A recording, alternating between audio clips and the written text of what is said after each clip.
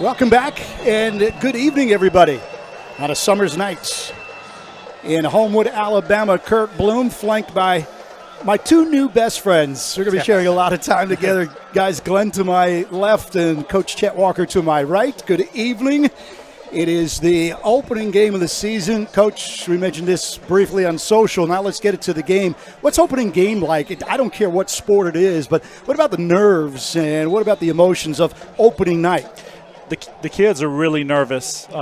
Even though you've gone through all the rehearsals, scrimmages, there's nothing like Friday Night Lights. It's just an incredible experience. The coaches are ready to go, and we're ready to see these guys perform. But the nerves, they're just ready for this first hit. I can't wait. Yeah, for the first time, every coach will tell you, for the first time in 8-9 months, you get to hit somebody who's not wearing the same uniform color as you are. Oh, they're so tired of it. You can only scrimmage, and then the defense knows the signals, and then you start yelling at each other because you're cheating. So here, we're good to go here. I'm ready to see some Friday Night Lights with Homewood and John Carroll. I was about to say, they're not the only ones that are excited about the fact that we're about to kick the ball off. Glenn Brasher has been here since 3 in the morning. You have no idea how close to being true that is. John Carroll, the Cavaliers, won the toss. They will kick off to the Patriots. And the 2025 season is underway. It will be a fair catch. And for the first time this year, the Patriots will go on offense. New quarterback coach, Caleb Carson. Tell me about him. All right, Carson is started half the year last year when Will Myers got hurt. Excellent athlete, does a great job, real fluid, and he is just chill. There's no other way to say it. Nothing really phases him. So he's going to do a great job tonight running the offense. And then look for Tamon Felton up top. These guys, they're ready to go. Good receivers, and I think we're going to have an explosive night, I hope. Davis Griffin is the running back with a man in motion for the Patriots. 1st and 10 from just inside their 20. Quick flick out to the far side. That's going to be now a first down and more for Davis Griffin. So a short pass already turned into a first down for Homewood. Great job blocking out up top. I could not see who that was. The left side is going to be Gray Cowan and Edwin McBride. Yes. Your center is Asher Ketchum. It'll be from the middle to your left side. That's where the play went. Love to see him get such a big gainer on his first carry. Or catch. Short pass could turn into a long gainer. This time it's going long. It is deep, and it is caught. What a catch by Tamon Felton. That's who I was looking at going over to the top tonight. Tamon has sprinter speed. Excellent pass right there. Big play for the Patriots right there. We're expecting a lot out of Tamon this season. Patriot fans, watch him closely. This is a budding superstar. I say budding, Chet. He probably already is, don't you think? Yes, he had 360-plus yards last year, and I'm hoping for 1,000 this year. Griffin, the running back. Pretty good hole up the middle. Yeah, great push by the inside part of the line. Asher Ketchum is starting at center tonight. And maybe kicking. Yes. I saw him warm up at practice a couple of days ago, and Coach Bergeson has 3 guys that could really hammer that football as a kicker. That is quite a luxury. And one of them on the offensive line, for goodness sake. Man in motion for the Patriots. They are in the red zone. Handoff again. This is Griffin to the right side. The Cougars had an excellent block. That's one thing you're going to have a lot of tonight is great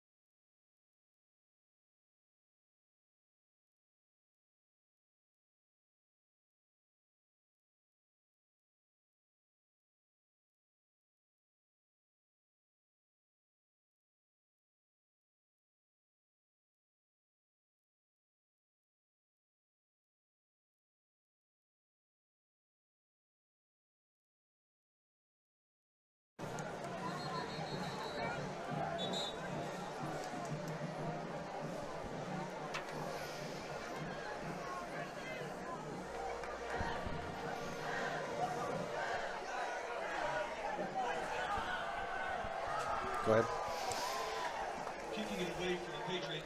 Homewood fans, our broadcast tonight is presented by Social Taco. Make sure to stop in this weekend and grab a bite at the newest Soho restaurant, Social Taco.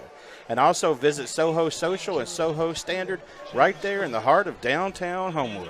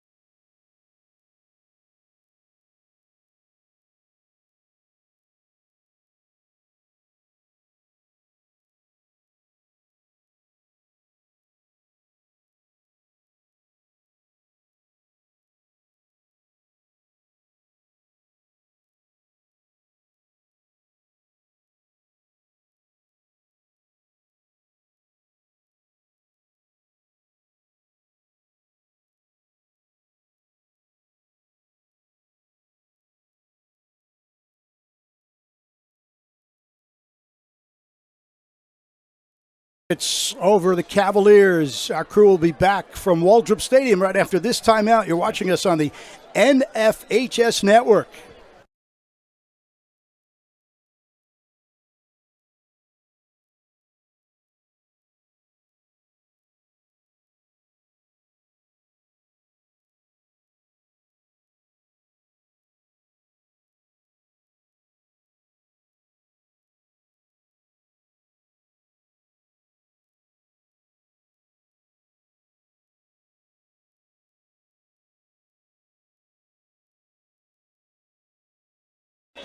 First quarter action.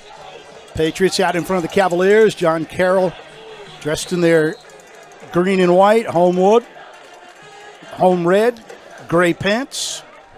We've got 2 tight ends here, 12 personnel. Over the middle, caught. Another first down. Pays DeCrudris right there, and that's my 2 tight ends. They said the sound went out. Okay, thank you. Well, these are nice timing plays. And Ben Bergeson was telling me all offseason again, he just can't be more excited about Caleb Carson. He got some time last year behind Will Myers, but the coach, not a lot. But he said this kid's got incredible instincts. And what I've noticed in practice, he's got great touch. Handoff. And inside the 20 and more after that fine move by Davis Griffin as he gets inside the 10, inside the 5. Davis Griffin almost scored. Great job by J.T. Watt sealing the edge. We're in 12 personnel again, which is 2 tight ends, and he did a tremendous job. And we had a line push on the right, and Jamon Felton did a great job blocking. Tremendous cuts by Griffin, and here we are right inside the 5-yard line. Officially first down and goal at the 4. Let's see if they go back to Griffin. Room on the left side, handoff Griffin, off the right side. And he will be just short of the goal line. Second down and not a whole lot for the Patriots. Yep, good run, good hard running right there. You know, when you get a goal line, everything's compressed, and the defense is in a bare look, goal line look, and it's hard. But tough running right there down inside the 1. So we got some problems getting the play call in. Come on, guys. There we go. I can't stand seeing that, Chet. Good things we called the play early, so we still got time. We'll see what happens here.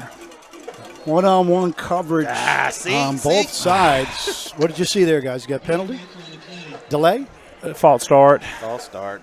See, when you get things out of gear like that, you're prone to something like that happening. So I hate to see players standing on the field saying, "What's the call? What's the call?" Because almost every time something like that happens. Coach, you know better than me. Oh, believe me, I've done that myself as a play caller. So it is, when it gets out of whack, it can cause some trouble. All right, here we go. Should be a second and about 6. Fake handoff. There is some room to run, and the hole that was there swallowed up, which will set up a third down play. Caleb Carson, very patient. He was looking at a pop play up top, a slant, and the defensive back did an excellent job taking that away, and he really didn't want to force it. Good decision by Caleb. You can second guess what he was doing, but man, it was a safe play, and we still have a chance here to score. Yeah, but I'm over here sighing because one penalty like that just gets everything out of gear. Third down and 5. Carson, a senior, listed at 5'11", 175. Coach Bergeson doesn't want to put him in harm's way despite his incredible athleticism, and now Coach Bergeson has called a timeout. So again, he didn't like what he saw with 3 minutes and 29 seconds remaining. Opening quarter from Waldrop Stadium. Patriots in front by a score of 7-0. We'll be back with more right after this.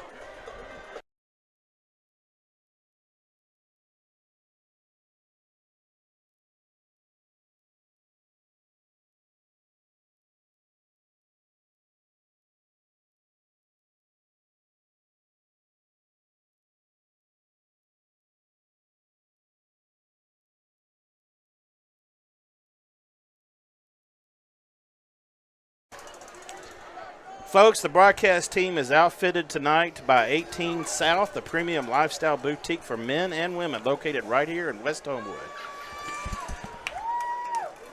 Third down play coming up for the Patriots. 3rd and 5. Remember, they were on the 1-yard line before a procedure penalty. All right, we're in 11 personnel with 1 tight. Griffin, the running back. Here's some pressure being put on and then thrown away. At the moment, I don't see a flag. John Carroll is looking for a flag. Glenn, I know what you're thinking. That penalty just cost 6 points on the scoreboard. Yeah. You read my mind. That's exactly what I was about to say. Frustrates me to no end. They're going to throw the flag here because he didn't throw it past the line of scrimmage. Right. But why so late, Coach? The linesman, I think, was ready to make the call, but sometimes you have inexperienced officials, even though you're supposed to have the best, and there's no slam on him here. But he went to the head official here, and then the head official made the decision. Okay. So, you know what we say in baseball? We say it in football and basketball. Just get it right. Get it right. Get it right. Whatever. Get it right. And they did. Yeah, Caleb, when he started rolling right, he probably should have gone ahead and thrown it away there, but he's a playmaker, and sometimes they try to do a little too much, and that's just growing pains into a new season. His first game. That was really the penalty, obviously. Yeah, that's more than anything else that causes Homewood to look for a field goal instead of it's a 10-yarder touchdown, and they just keep backing up, don't they?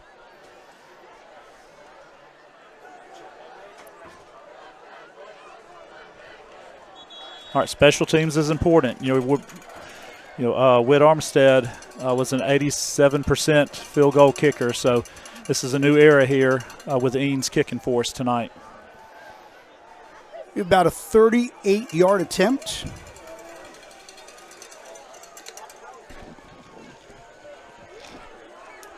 Eanes, a senior.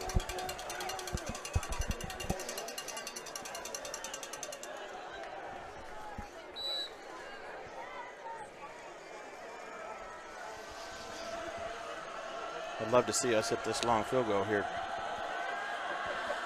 High snap, and then the kick. High and headed for the uprights. It's good. Great job. I don't care how much you do that in practice. When it's game time and it's your first kick of your career, there were some butterflies there. Tremendous job by him putting it through the uprights. And it looked like Henry Delk. That was a high snap, and Delk, who was in charge of getting that snap, did a nice job. No panic, and then boomed right through by Judson Eanes, and that gives the Pats a 10-0 lead. We'll take a timeout from Waldrop. It's 10-0 the Patriots.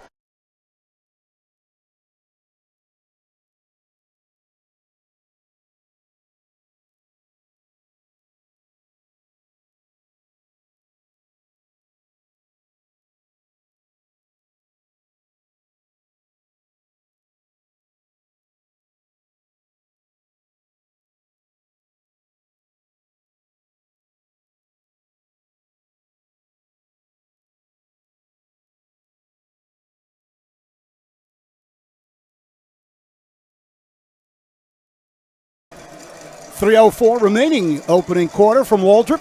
CB along with Chet and Glenn. The coach, Chet Walker. Glenn Brasher is our historian. That's how things roll here in Homewood. They got a historian. Deep kick fielded by the Cavs.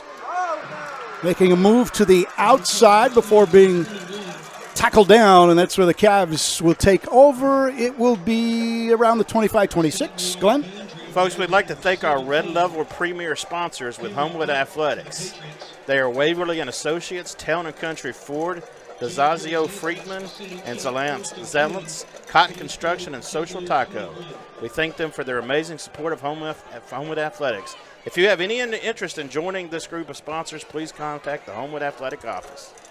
And you should have a lot of interest in that. Amen. 10-0, the Pats. You guys okay? Is that can I call them the Patriots or the Pats, I should say? Fine, that's fine. Pats? Yeah. Be careful of my nicknames here. Newcomer to the community. About 3 yards on the gain for the Cavs. Not a whole lot. Pretty good pursuit. Linebacker filled his gap well. Including number 95, Major Moore.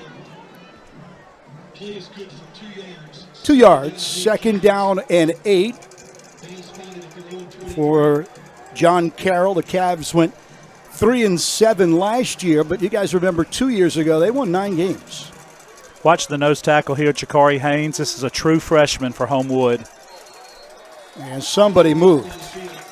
6'2", 230. I will not be seeing him on Monday nights with my team this year. Coach Poe might kill me. He would play offensive line. He would play defensive line and would not come off the field. And I might play him at fullback. But Jakari has a lot of ability, and we're really looking for great things for his 4 years. That is a man. He can't be more than 14, maybe 15 years old. And all I want for Christmas is to look a little bit like Jakari Haynes. Where does he project, Coach, in terms of on the field? Defense, offense? I mean, this guy's got a tight end body. Yeah. He has a lot of talent. You know, they could bump him out next year. It just depends. Watch him, the penetration he had there. He handled their center. A guy that's a multi-year starter for them. Now the Cavs call timeout. There's also that flag. And it will be an official timeout taken by John Carroll. So again, 10-0 your score. We are under the 2-minute mark here from Waldrop Stadium in Homewood, Alabama. We'll be back more with Homewood football after this.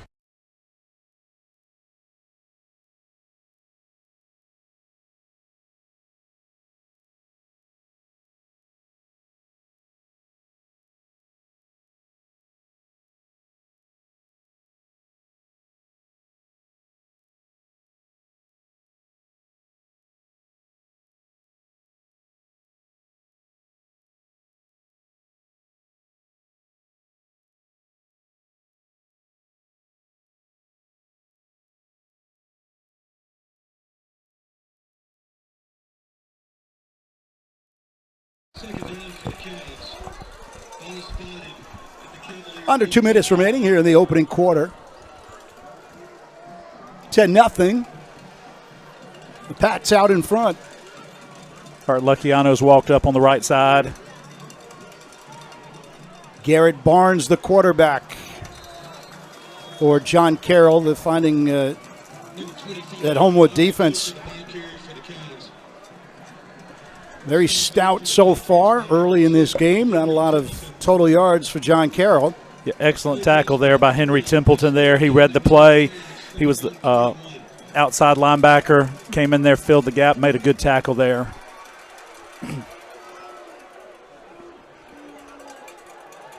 Aubrey Coker is the running back for Barnes.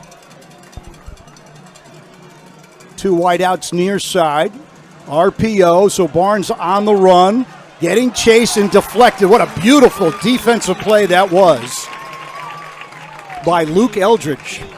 All right, so Luke Eldridge, basically a 4-year starter. He's played 3.5 years. He's the heart and soul of the defense. We lost a lot of tackles last year with Truss Darnell, 293 tackles over 3 years, and tremendous play. And we've got to have Luke Eldridge step up for us this year and be that guy with 110 tackles. Great play by him. Guys, Homewood's going to come up with outstanding field position yet again. You pointed out Luke's dad is maybe 2-3 rows from us. Yes, Pastor Dave, as we call him at Dawson Memorial Baptist Church. Nearly blocked by the Pats. And it will go out of bounds, but look where Homewood's going to get this ball. Inside their 40 right now. Wow. Yeah. At the 38-yard line of John Carroll. Homewood dominating, under 2 minutes remaining. In fact, 1:04, 64 seconds remaining. We'll be back from Homewood right after this quick timeout.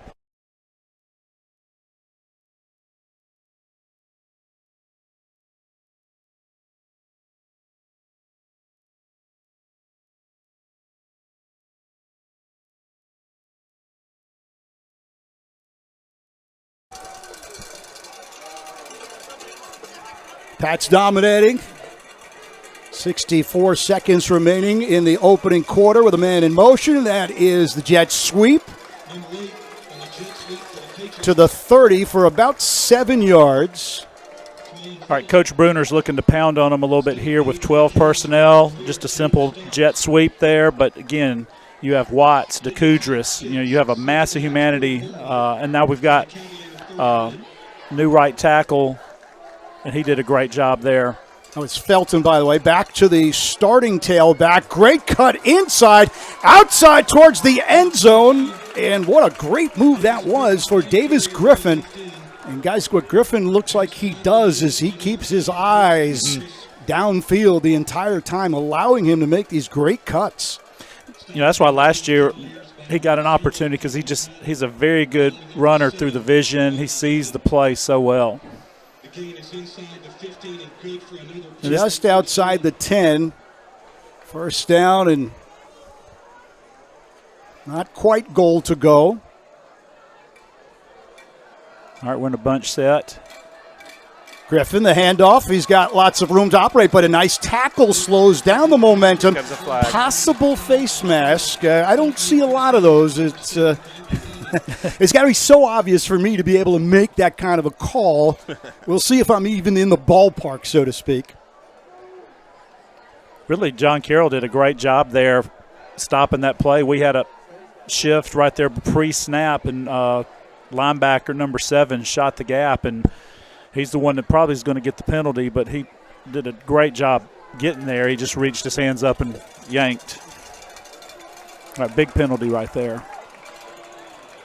That'll put the ball inside the 10. And, yes, look, I want you to mark down, Glenn, you're the team historian, mark down CB1, broadcast nothing. I actually got that one right, guys, okay? All right. Yeah. You got full credit. The Duly noted. Noted, but the scoreboard's going to win at the end of the year, believe me.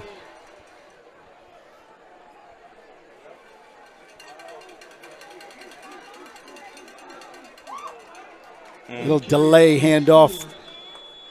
Didn't get much. That was Goldstein in for Davis Griffin. I mentioned Coach Berg very high on Goldstein, who's only a sophomore. That's going to end the quarter. And that will end the quarter. And a successful quarter with the Pats knocking on the end zone once again. At the end of one from Waldrop, 10-0. The Pats over the Cavaliers. Our entire crew will be back from Waldrop after this. You're watching us tonight on the Homewood Athletics YouTube page.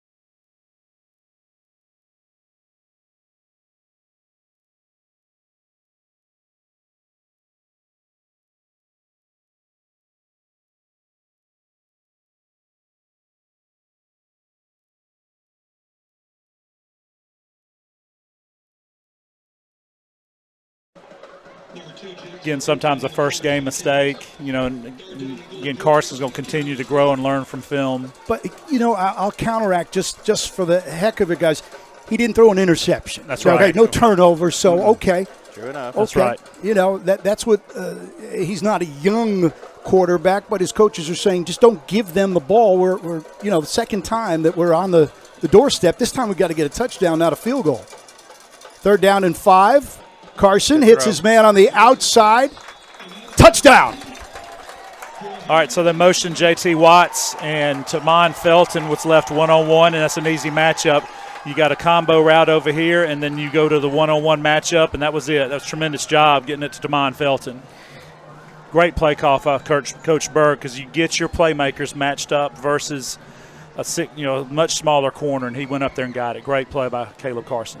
Coach Berg was telling me a couple of weeks of watching in practice, he said Tamon Felton is not only a track star, but he has made this a very significant and important year, wanting to get on the radar of all these schools and colleges in terms of his football. So he understands how important this season is, as the PAT is good, and the Pats with a 17-0 lead. So Tamon Felton's always had this athletic ability and the speed. He's trying to become a quality D1 type football player. 11 minutes and change remaining, second quarter. Pats 17, John Carroll nothing. We'll be back from Waldrop right after this.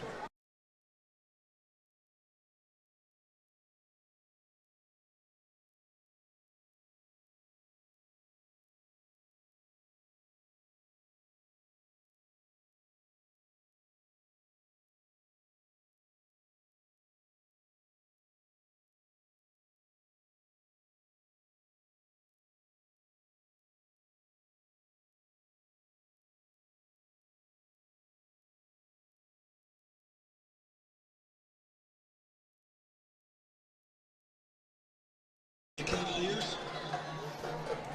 17-0 Homewood as we are in the opening seconds of that second quarter.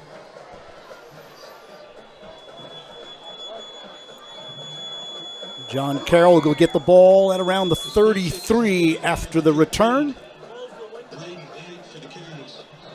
Guys, I think I just saw a lightning strike, but I don't want to Don't tell anybody. tell anybody. Right? We actually started about 30 minutes late because of lightning in the area. First down and 10 from their own 32. Nobody told the officials, so let's keep it that way, at least for the moment. Meanwhile, John Carroll, they haven't done a whole lot on offense. You see, I'm surprised they haven't tried to throw deep yet, Chet. Yeah, I have not seen the digs much here. No dig, yeah, exactly. No dig routes either. Because usually you have a inside receiver run deep. Barnes on the RPO gives it up. On those dig routes, usually you're going to bring your inside receiver down straight at the safety, and it's a read. If the safety bites on the dig, then you throw it over the top. Second down and 8. Will Mara in his 6th year, 25 and 27 for John Carroll. Wanted to control the ball. That might be, and he's going to be sacked. Down goes Barnes. Randall Jacquez with a tremendous move, beat the center and got to the quarterback like that. And put him on his posterior. There just might not be enough time to go downfield. You guys, and I don't think that John Carroll wants to get into that kind of game. I mean, they want to shorten the game. Yeah, I don't disagree. If I was coming out, I thought, we're giving it. Look at this on right in front of us. We almost have an 8-yard cushion. John Martin's playing them soft here. We're in a cover 2 look. 3rd and 16. Barnes will have to put it in the air. It is incomplete, deflected, and John Griffin Almost came up with a spectacular interception. Nicely timed hit from our star in the secondary. Yes, and that's the one that's the rock. He's got 3 young, new starters, and you saw how he put that foot in the ground and he got there. It sounds like that we have put this on play and repeat, but the Pats are going to get good field position again. We'll hold that, tape it, and play it in about 10 minutes from now, maybe less.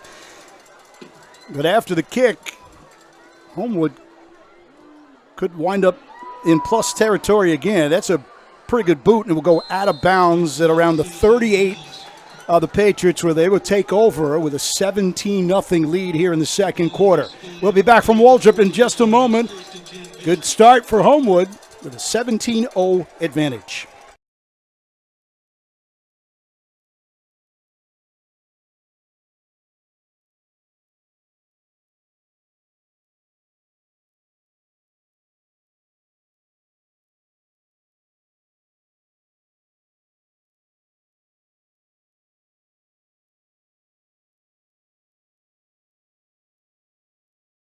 All right. Good field position again. It'll be Carson running the offense. Number 22, Davis Griffin, the ball. Back to the starting tailback, Davis Griffin. Nice yardage on first down. Coach, how important that first down is. It certainly helps you later on, third and maybe even in fourth, if you get in 5 and 6 on your first down. Yeah, it's so important, especially when you have a quarterback that can play action, roll, boot. It just makes the playbook for Coach Bruner open up wide. Gain 4, second down, 6 to go. Great matchup here. Griffin gets the handoff, cuts back inside for a first down. Coach, he looks really confident running the ball. He's been there. He's had some injuries, but he is one of the hardest workers you'll ever see. He wants this, and he's got the speed to be able to do it. When you get guys like DeCoudris blocking like that. Yeah. Yeah, the blocking on that play there, it shows the unselfishness of this Homewood offense. They can't match up with us in 12 personnel with 2 tights. John Carroll jumps. We'll take that. A little Briarwood shift like they used to do. You get up to the line of scrimmage, and then you give a clap, and then you look over to the sideline. Nobody had their hand in the dirt. We're in 12 personnel here, and you're going to have Watts and DeCoudris, and they really have not matched up with this because we can run out of it. We've run seams.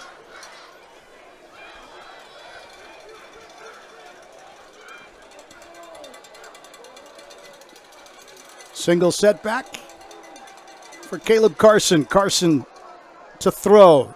Down the middle, too much. He had his man just a little too high. Right to Cam Foster. That's, again, one of our young guys. He's a sophomore, one of the few freshmen last year that got varsity experience. He had a touchdown, and we have not had many freshmen catch touchdowns out. I think one of them was at Mortimer Jordan last year. But Cam Foster, he's another star, had really good speed. They both took J.T. Watts, and he was wide open, just overthrew. Sometimes that's the hardest throw to make when somebody's wide open. So often you see it go over their heads when you get a guy wide open like that. Momentum. Carson looks like he wants to make up for it with another throw. Back to pass. Carson back over the middle and caught. Man. Inside the 30. And that's DeCoudris, Tight who's having a ends big night. are coming alive tonight. Oh, great job, because he had pressure inside. The right tackle was beat, got underneath him, and Carson got stuck right when he threw the ball. Again, that's the senior leadership. He is real laid back, relaxed, and just makes plays. Tremendous job by Caleb Carson. Reed Goldstein now to the right of Carson. Carson with some room to run. He will throw towards the end zone. He just underthrows his intended receiver who had beaten his man downfield. David Walden was open there, and he just missed him. Just missed him. Do you guys mind if I take some white paint at halftime and just paint some of the numbers just to make it a little bit easier? Believe me, I was worried tonight because I was like, this is so hard with these dark numbers. Only reason I knew it was David Walden just because I've coached him for 3 years. Okay. I don't have better eyes than you. Well, no, I need to rely on these binocs, but yeah, that's a tough one when they're going outside the. Got tied in the slot. There's room to run again. There he goes. And a first down and he more goes. inside the 20 to the 10. You got one more move, head to head, and a touchdown. Caleb Carson goes all the way. He left one guy in the dust right there, and then tremendous move at the 20, and then he levels the guy at the goal line, and he just slowed up to just show I'm going to run you over there. That was a man move by Caleb Carson. Now, that is a preview of what we're going to see a lot more of later Correct. in the season. You know, because He doesn't want to run him so much early like this, but as this season goes on, folks, you're going to see Caleb take off like that a lot more.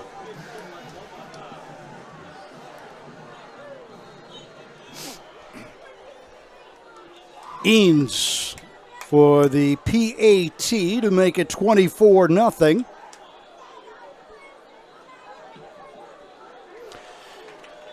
And that's where we'll take a timeout. 8:17 remaining before half.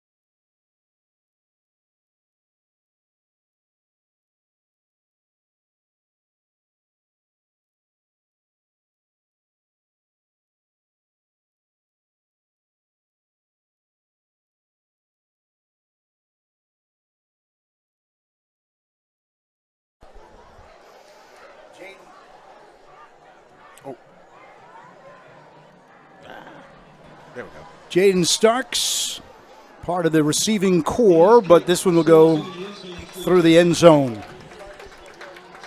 I know Coach Jones and all the guys that work with the kickers, that's what we want to see.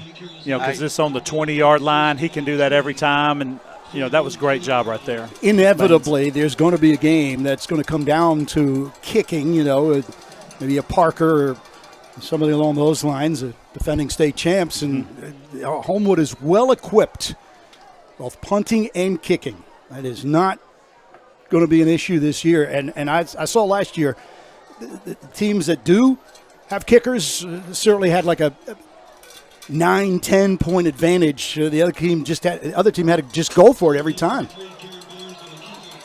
Not a lot of room to run. And the defense for Homewood, you know, guys, this defense is not talked about enough by me tonight, but in general, we know about the Homewood offense scoring over 33 points a game last year, but Freddie Lawrence's defense gave up 15 last year. It's 2 touchdowns and maybe an extra point. Yeah, his defenses are always solid. They play hard. A lot of time remaining here in the second quarter. Handoff for the Cavs. Got 3 or 4 yards for Aubrey Coker. You haven't mentioned his name a lot. Garrett Barnes, you mentioned. Boy, what a good-looking quarterback at 6'4", 205, but he is finding things very, very tough. Hasn't had a whole lot of time to look downfield. Hasn't looked downfield. He has been pretty much bottled up by the Pats. You know, and the John Carroll staff likes Coker in between the tackles, but we're controlling that, and they're having to get out wide. Triplets to the near side. That's Coker in the backfield along with his quarterback Barnes. That's an RPO fake and then going downfield, but incomplete. He was on the run, was Barnes, being chased again. You see, that's the tough thing. 3rd and 5, the numbers were saying run. They were doing an RPO, but he had to pass because it's 3rd and 5, because they have not had success in the tackles. But I got up there, I was like, oh, you got to run the ball. He fakes it, but we were out there in coverage there. All right, guys, put that tape in there. What did I say a couple of minutes ago? That, yeah. And Glenn, I've heard you say it once or twice, too. And by the way, guys, you're not keeping track at home, but I now have a new nickname for Glenn Brasher, our team historian. But it's really going to fit. I'm going to wait till the kick. It's called a teaser in the business. A one-hopper to the punter and a very, very high kick. And a fair catch called, and Homewood will take over. The Patriots will have it at around the 36. We'll take a timeout. We'll find out my nickname for Glenn right after this from Waldrop.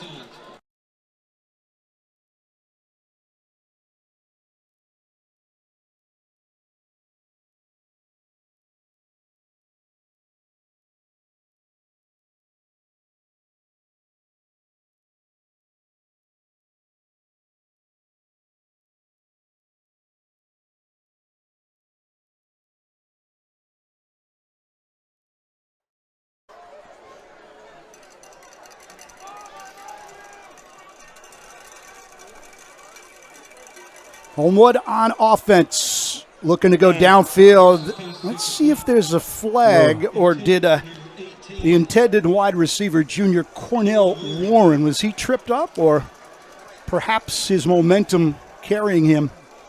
That was close, very close, but I think it was unintended foot contact and tripped him up. All right, so we got Ketchum back at center here. I think that and we got Stadinka at right tackle again. So we've gone back. We're rotating 6 linemen tonight. Tristan Bell's the extra tackle.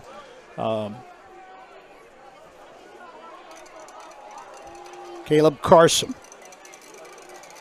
No turnovers. This is about the worst field position we've had all game. And here is Carson showing his athleticism. Coach Chet Walker, was that a design run? That's what it looked like, and you're going to see they're going to call a few of those, but you're going to see that a lot as the season goes on. We get into area play because we're going to have to use his legs to loosen up the defense. Tonight you're up 24. Nothing. It's one of those things.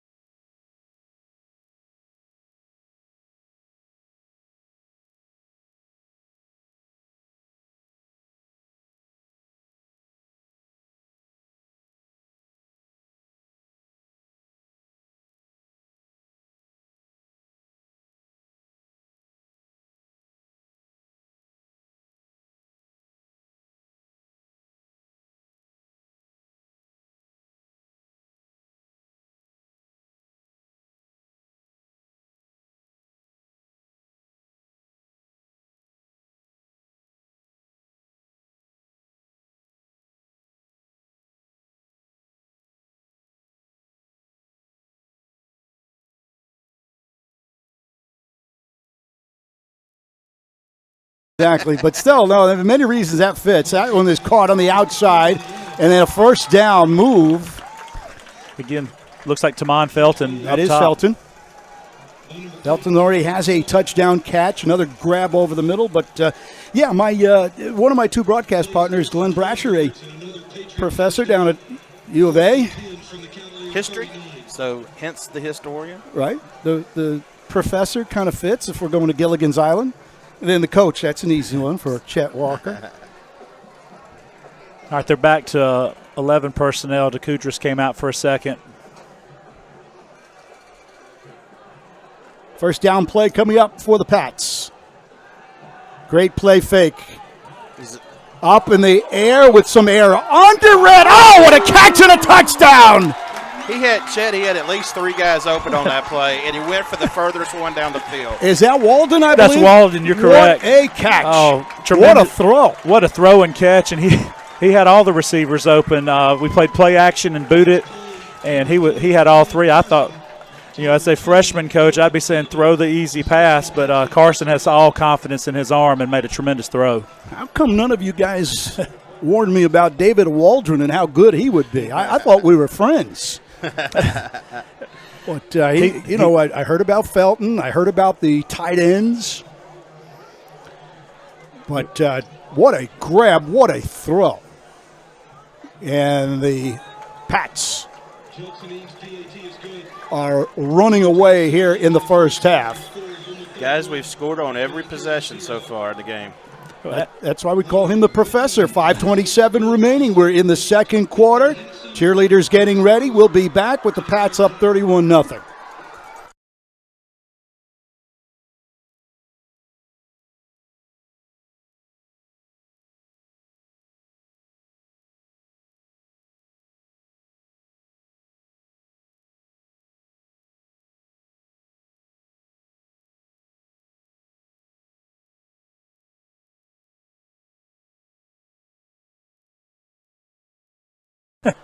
Hey, Homewood fans, every time our athletes put on that jersey, they represent our city, and they deserve the best chance to succeed.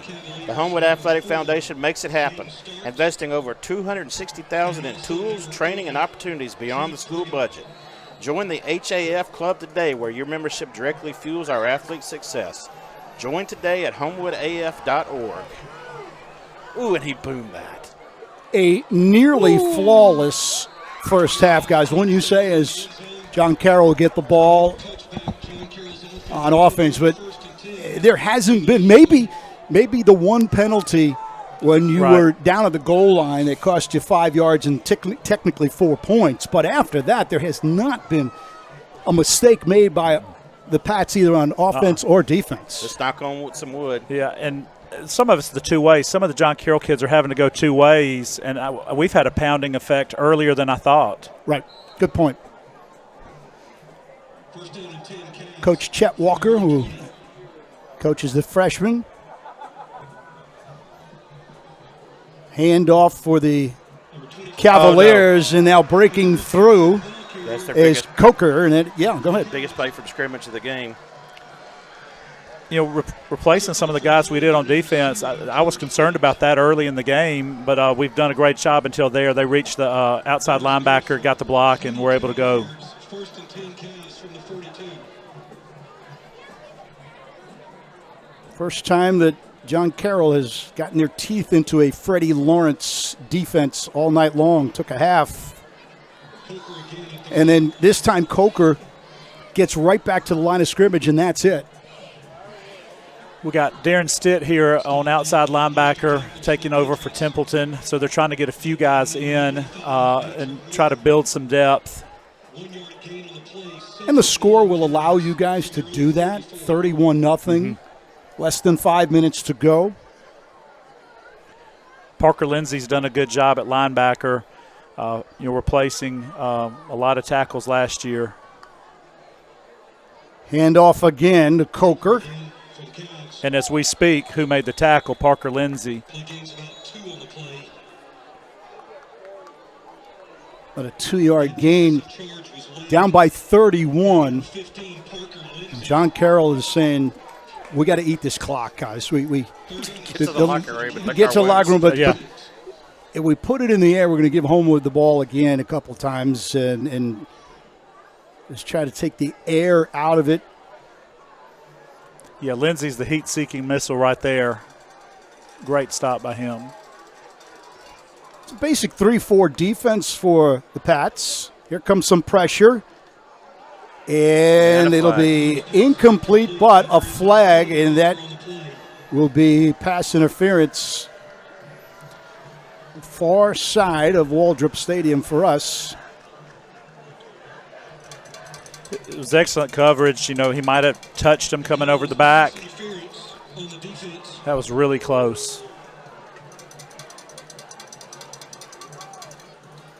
The two corners you're dealing with, really two first-time starters, George French and John Martin. But they have tremendous talent, and both can have all the measurables to be great corners for us this year. And experience as well. They're seniors. Yes. They've been in the system. They know what Coach Lawrence wants. Ben Bergeson has 30 seniors on this year's team.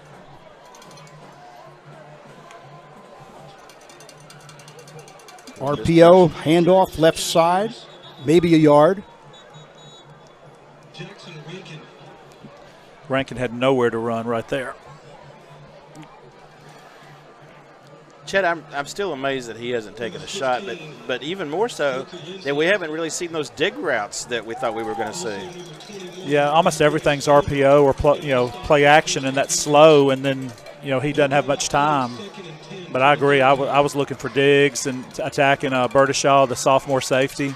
Hadn't happened. Aubrey Coker, again the running back. That's Rankin in motion. RPO. There he goes. Down the field they Wide go. open. Caught by Rankin, and he will scoot into the end zone for a touchdown. Guys, that's on me. That one's on me. Why is that? Because I was talking about we hadn't the seen old it broadcasting jinx. Yes. Okay. What he's talking about is Berdishaw is going to be a great safety for us, but he's very aggressive, and he bid on the route up in front of him, and then the guy got to him, and he couldn't catch up. This is one of the fears that Coach and I were talking about before the game, and there it was. He's young. And that's the thing. He is young. And he's a Berdishaw, and if Homewood fans don't know, there's a long history of great Berdishaws playing for Homewood in the secondary. So he will learn and get better. Max Sullivan will attempt the PAT, and it is 7 for John Carroll. So the Cavaliers dent the scoreboard. Took nearly the entire first half. Under 3 minutes remaining, 2:56 to be exact. It's the Pats 31 and the Cavs 7. We'll be back from Waldrop Stadium right after this timeout.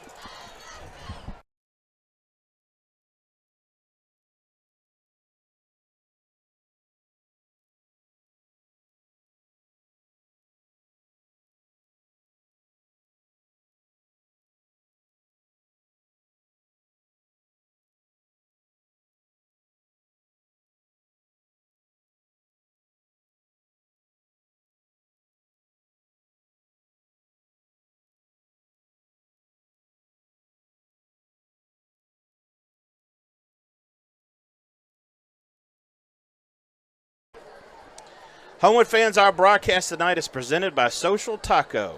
Make sure to stop in this weekend and grab a bite at the newest Soho restaurant, Social Taco. And also visit Soho Social and Soho Standard, right there in the heart of downtown Homewood. Did you say Soho Social? Yes. I got to be careful. Getting hungry, Walk the line. Yeah, they forgot to take our order, but I'm not sure if I've had a better. They call it a chicken sandwich there, but it's fingers on top of bread. It's just dynamite at Soho. Fumble, but I believe retrieved by Homewood. It was. And then one of the few places left in the world that still serves sweet potato fries. And that's it. Soho Social, and no, they didn't pay me to say that. I'm just talking from the heart. Now, I don't know about Coach. He's got more connections. He's probably they walk in and he says, "Chet, your money's no good here." That's the kind of guy he is. I wish they had said that at Bottega for my 30th anniversary the other night. And congratulations, thank you to you and your bride. Outstanding first half for the Patriots. And their exciting quarterback, young in terms of experience, but he is a senior. Incomplete pass that time. But I think, to me, of all the stats we can come up with, Caleb has not turned the ball over, guys. He has not. That's important. Sometimes, with his, he has to make decisions. People don't realize how hard it is as a quarterback. And we see the window up here, but he's got guys chasing him, and, he's done a great job tonight protecting the football. Two wides each way, one to the left, one to the right. to the air, far side, caught, nice move, and probably enough for a first down. Boy, the yards after catch, the yak yards big tonight. And that's CB's favorite player, the one we didn't tell him about, Yeah, David Walden. Yeah, you guys pulled a quickie on me. Let's not tell CB the new guy. Let's not tell the new guy that Walden's a guy. You know what? And I can blame Bergie, too, because I spent a lot of time with him this week. Nothing. Not a word. Sometimes we talk about the 12 tight ends, 2 tights and pounding them. And, David, he comes off sometimes when that's a scenario, but he's doing a great job tonight. Coach, you mentioned that he's also been hurt. You told me a lot off air that he's been hurt throughout his career. It's good to see his success, and sometimes success is staying healthy. Yes. Carson. Carson's pass is incomplete. Incomplete. Intended for number 2, Cameron Foster. That's the thing. That one sailed on him a little bit, but that's a tough touch throw to Cam Foster there, so it was just slightly overthrown, but he was being chased. The first read wasn't there, and then he had to go through his progressions. 2:21 here. I would think maybe run play or some kind of zone read here. Get it to Griffin. Primary back is Davis Griffin, a senior.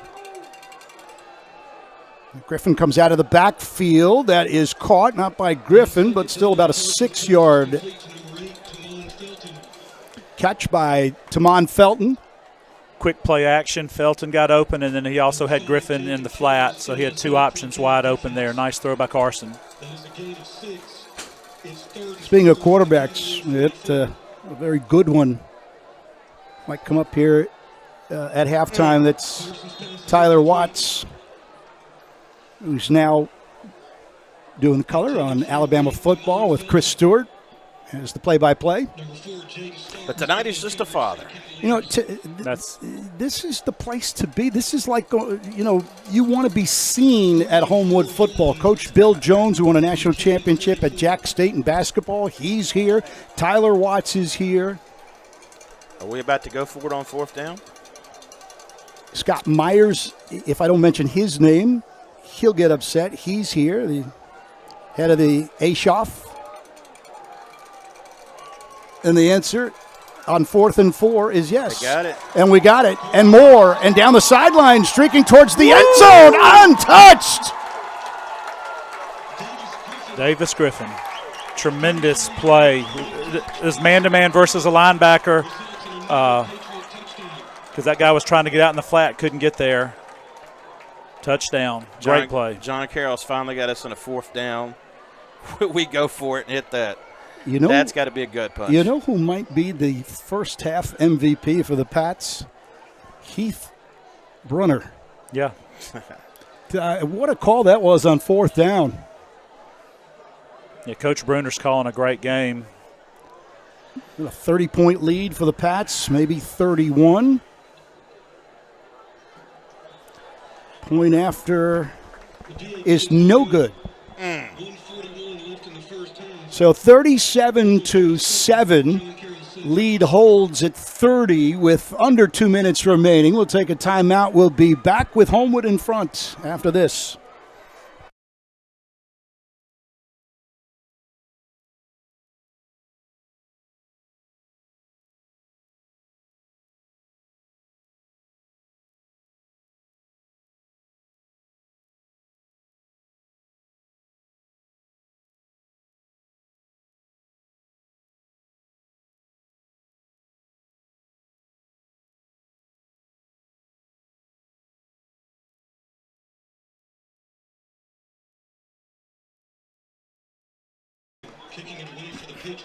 Are we not having fun yet, guys? Under 2 minutes remaining. 37-7. Homewood in front. Patriots 9-3 last year, 5-1 in Region 5. The only loss was to state champion and it's Parker. In the end zone again. Chet, are we loving the kicks in the end zone, or are we loving the kicks in the end zone? Well, I have not seen that in a while. We used to have I some know. guys that get it in there, and And we're talking about a legendary kicker we had last year, Whit Armistead, Yeah. and he couldn't get in there anywhere near what we've been doing tonight. a lot of people don't realize Witt had an injury and also a partial torn hip flexor for the whole season and still kicked field goals. Yeah, legendary kicker. You know, my wife's a legendary kicker as well. It's kicking me out of the house. Can So I get that's it? why Now you're here. that's why you're here. That's I'm why here. we're here. That's why we got the legend broadcaster up here. Yeah. That's all it took. Phone rang, I'm in. Conservative play call, less than 2 minutes left to go. Yeah, gap scheme, blocking down, and just trying to get a few yards and run clock, get to the half. Some tough sledding for Aubrey Coker. He had one play that he broke earlier. Otherwise bottled up. The majority of his yards came on one play. Now John Carroll with 3 wide receivers near side. Dennis White at nose, got our third nose tackle in there tonight. Homewood was showing some pressure. Backs off. A handoff to Coker. Coker to about the 26.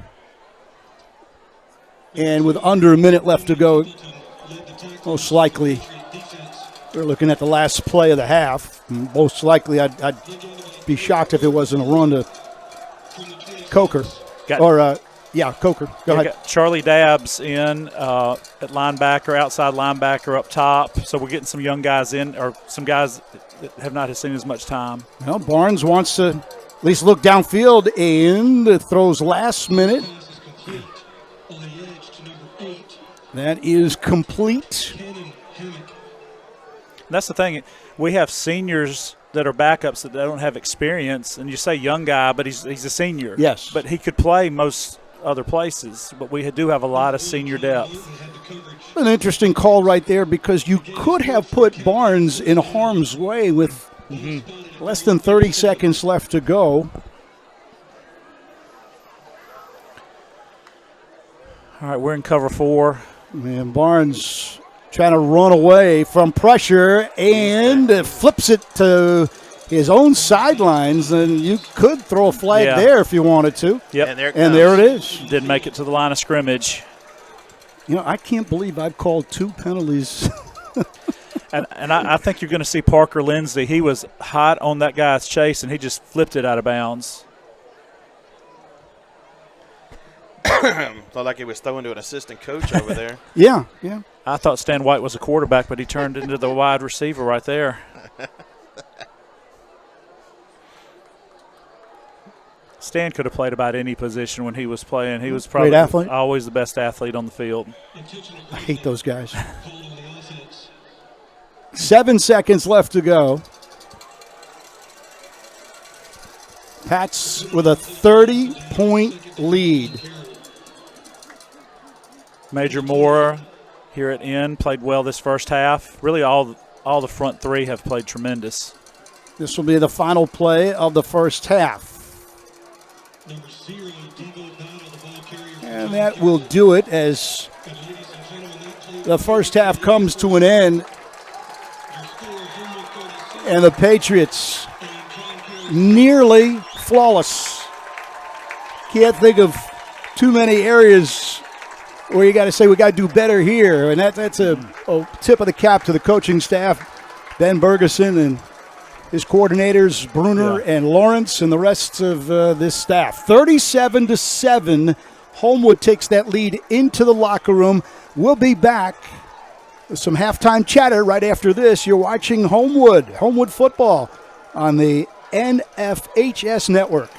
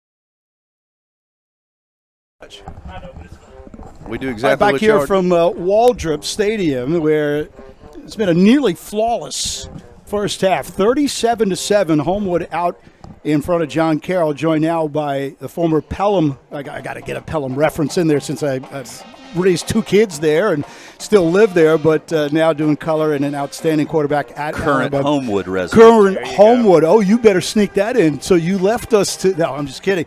But first half, nearly. Oh, I mean, there wasn't a whole lot that Coach can get in the locker room, Bergerson, and say, hey, we didn't do this right. What do you think, Tyler? Well, I think the coaches will find plenty that they can correct at halftime, if nothing else, just to keep the attention of the players. But this was a much better first half performance in the opener that I've seen Homewood over the last 3 or 4 years, because and you're not always judging it versus what your opponent is doing. It's you want to make sure your defensive guys are in position, they're filling gaps right, they're shedding blocks, they're wrapping up. We hadn't seen a lot of sloppiness, and most importantly, penalties. You're very limited on the penalties. Caleb has to understand when he gets inside the red zone that you have to throw the ball away. You can't take a sack. You learn from that, though, and that's the beauty of these early games when you're up as much as what Homewood is you can learn from your mistakes so that next time you get in that situation, hopefully you don't make them.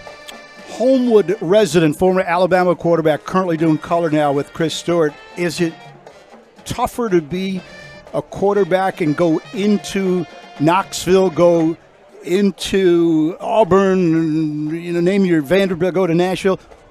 Or is it tougher to watch JT play football? I mean, I wouldn't know where to go. I had 2 girls. One was a cheerleader, and so it didn't matter. I didn't have to worry about that time. Always, and my dad used to tell me the same thing watching me. You're always on pins and needles when you don't have control of what's going on out there, and you want your son to do well. And I'm extremely proud of my son. He gets after it. He is what every coach wants at the high school level, a guy that gives effort. He's smart. He puts himself in a position to make plays, and he's selfless. So he's out there making blocks for other guys who are getting their names called by y'all.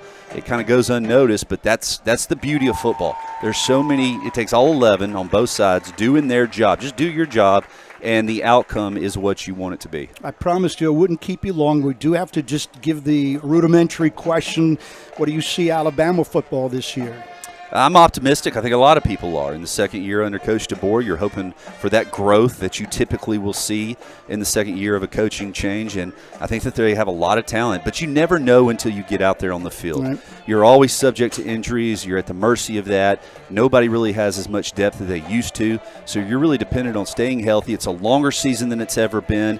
Keeping your guys just fresh throughout the course of the season is so important. And something we've seen here tonight that you're probably going to start seeing more in college as well is offenses go back to huddling. They're wanting to play more like the NFL because of the length of the season and kind of shorten the number of snaps that their players are having to perform on any given Saturday just because of how many extra games they're having to play. Right, and here, of course, in the South, you have the oppressive heat. The million-dollar question before we let you go, JT Watts. JT stands for? John Tyler. John Tyler. Is Tyler your real first name? It is my real first name. And so if John is your middle name, then I'm taking off the headphones. Yeah, first son, typically the dad gets to name him. However, my wife, Jana, named all but the last one, I think, because she ran out of names because we got 4 kids. So, look, I'm proud of JT. I have a competition with Sean DeCoudris, the other tight end's dad, on who's going to get the most touchdown catches. And right now we are getting skunked because Hayes has had an outstanding game from that tight end position. I knew your dad for a long time running Alpha when they were a client of mine, and I want you to hear this on our broadcast as well. I know that we over in Pelham and here, of course, now over in Homewood, we appreciate who you are, your character, the openness, the candor, the friendliness. You're just a dad. You got a pretty darn good resume as a heck of a guy, but you're just a dad today. But we really appreciate the fact that you're selfless and you give yourself to this community and communities surrounding as well. So I tell you what, let me just leave it here. We moved to Homewood in 2019. My wife was teaching at the high school prior to that for 4 or 5 years.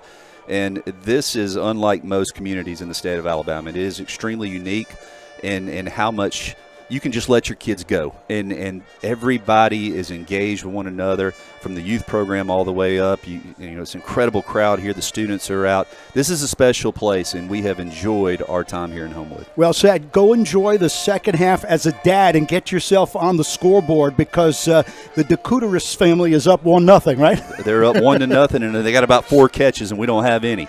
Tyler Watts, our guest here. Homewood out in front by 30. We're at the break. We'll take a timeout. Back with more on the NFHS Network.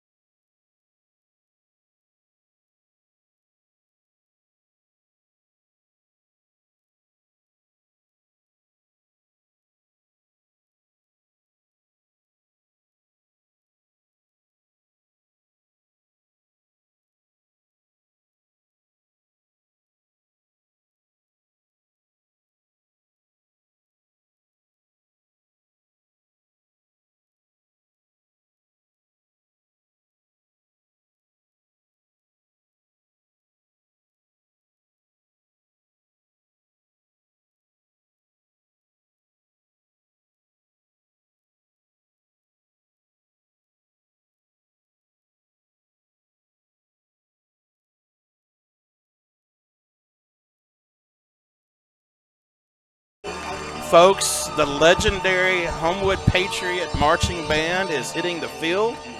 I'm hoping, we don't know for sure, but I'm hoping that you guys are getting to see the show and hear the show. So I'm going to sit back and let you enjoy what is by far the best high school band in the state of Alabama, and that's being objective.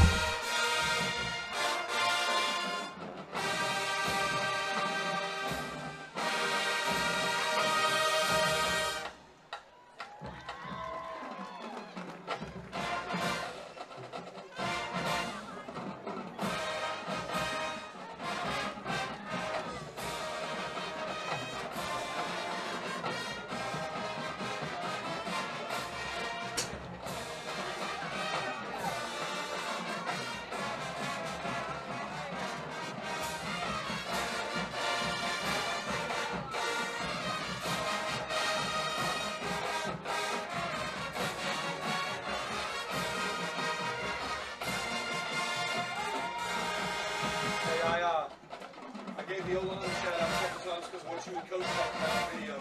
So I'm learning. I just knock a little bit of the rust off. Hopefully it'll be okay.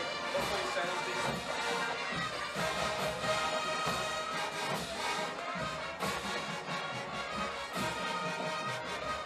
Are they at Briarwood next week?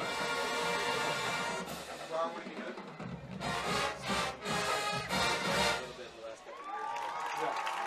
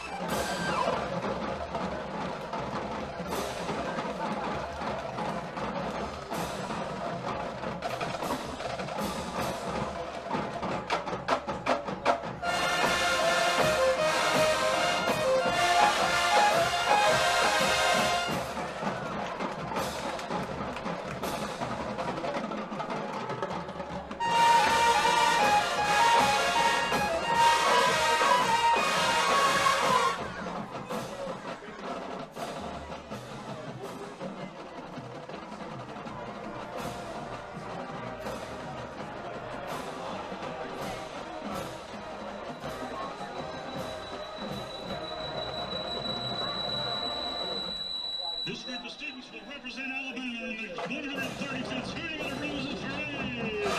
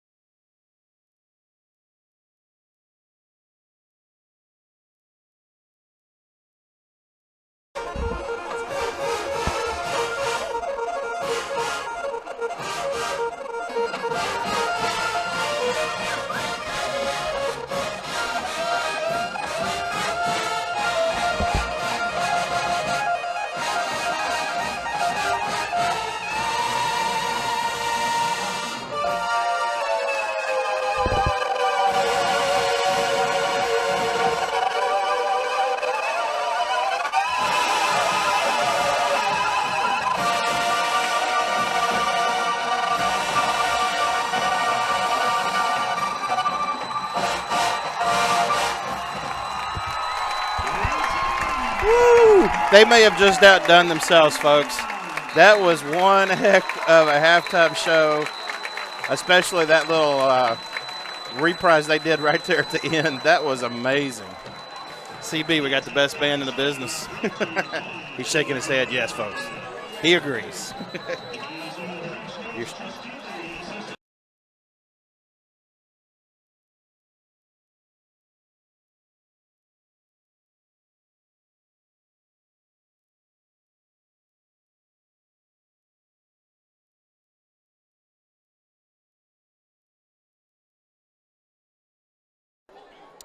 Folks, the broadcast team tonight is outfitted by 18th South, a premium lifestyle boutique for men and women located right here in West Homewood.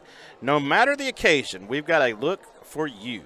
Dress like a champion by shopping at 18 South today. 18 South, a proud sponsor of Homewood Athletics. Let me also remind you about the Homewood mobile app. Patron fans, stay up to date on all things Homewood Athletics with our brand new mobile app available in the App Store and Google Play.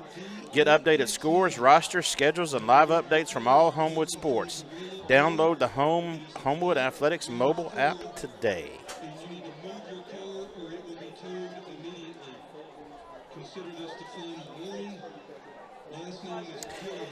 We'd also like to thank our Red Level Premier sponsors with Homewood Athletics. They are Waverly & Associates, Town & Country Ford, Dazio Friedman, Zelenas, Cotton Construction, and Social Taco.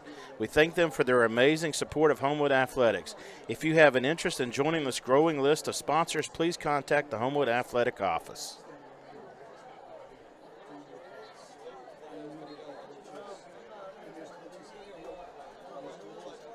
Let me remind you again that we are also brought to you tonight by Social Taco. Make sure to stop by in this weekend and grab a bite at the newest Soho restaurant, Social Taco. And also visit Soho Social and Soho Standard right there in the heart of downtown Homewood.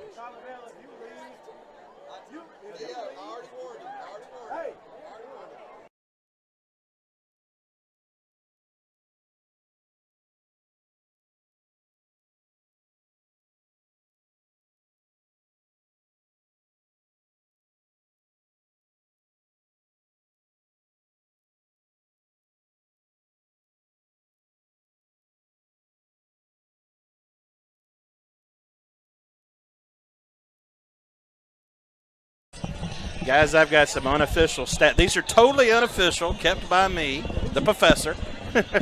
Are we out? Yeah, Professor, Yeah. you know what? I didn't call you the engineer. I just called you the professor. Remember that. That's right. But please, Professor, take over. By my count, Homewood's got 297 total yards of offense. John Carroll, meanwhile, has 100 yards of total offense, 80 of it coming on that one touchdown drive they had. So a big difference there. We're averaging about 11.4 yards per play. They are averaging 4.3 yards per play. And, again, that big one that they had on us for the touchdown accounts for a lot of that. They're actually leading in time of possession, believe it or not, because we have so many short drives that they're actually leading in time of possession by a minute over us. But Homewood is racking up the offensive stats. Chet, as an offensive man, you got to love it. Oh, it's great, and it's also you love starting on the plus yardage. We didn't start many drives inside our own 20. Almost every drive was out there from the minus 40 out to the really about plus 45. We didn't have to go as far, and it was just when I'm calling plays, it's a lot easier to call a play not on your goal line on your backside. Yeah, let's review that. We our first drive, 80 yards. Second drive, 30 yards. Third drive, 38 yards. Fourth drive, 60 yards. Fifth drive, 65 yards. Sixth drive, 62 yards. So, all right, some of the key things, you're sitting there like I've talked about Trust Darnell. You're replacing those guys, and I thought the linebackers did a great job filling their gaps, and the front three really controlled and set the tempo. We're playing about 6 deep up front. And they did a great job, holding them to 4 yards of play. And like you said, most of it came on that one drive. We remind you again, the score is 37-7 at the break. The Pats with a 30-point lead. Now, of course, the big question now is how much time is Caleb going to come out in the second half? Coach, you'd be you think? more qualified than me. I'm a rule, even if it's 37-7, you come out there, let's have one good drive. Usually we'll say, let's come out here when we get the ball back, unless we get a pick six here, one drive. That's it. Yeah, and that's it. And then I have faith in Jack Myers, so, they may – but if we can get a stop here, I give them one drive. But, again, it's good when your backup quarterback's Jack Myers and has had some good experience last year with the JV. Low line drive kick fielded by John Carroll and returned about to the 26-27. And that is where John Carroll will take over.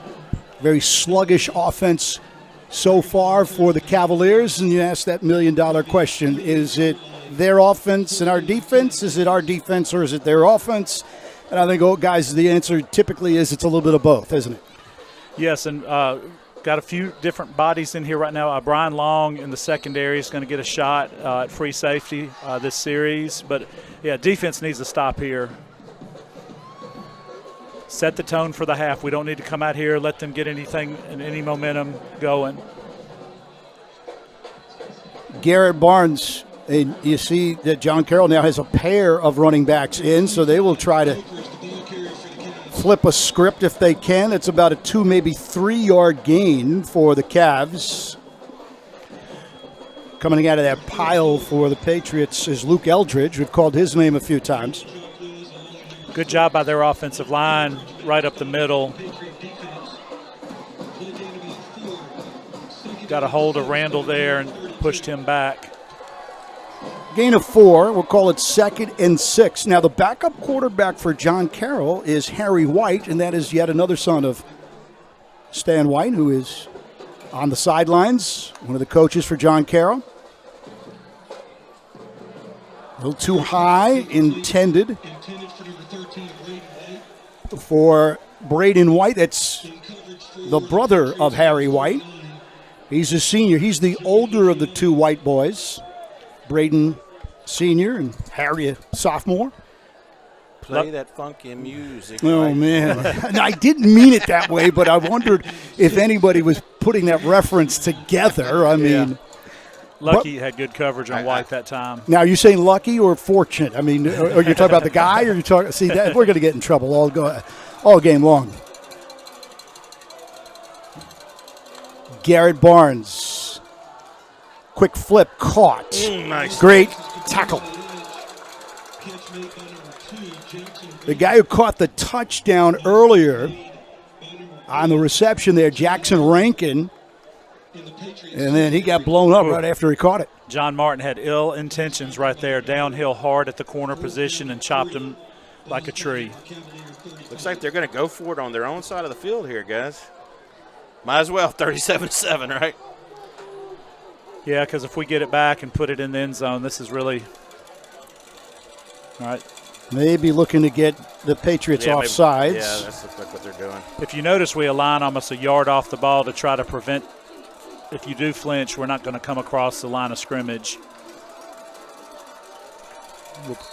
Yeah, a great game of Good job, boys. cat and mouse. I love that. Yeah. Well disciplined by Freddie Lawrence's defense. So we'll get a timeout here. We're in the third quarter.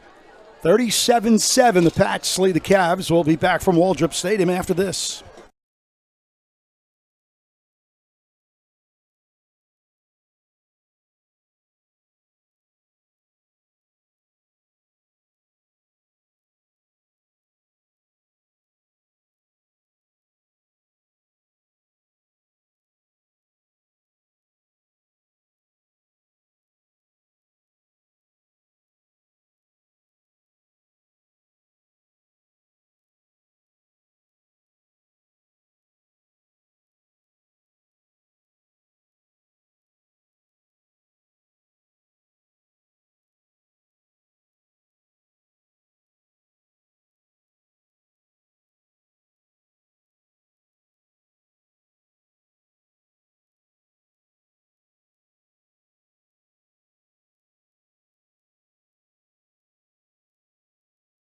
Back.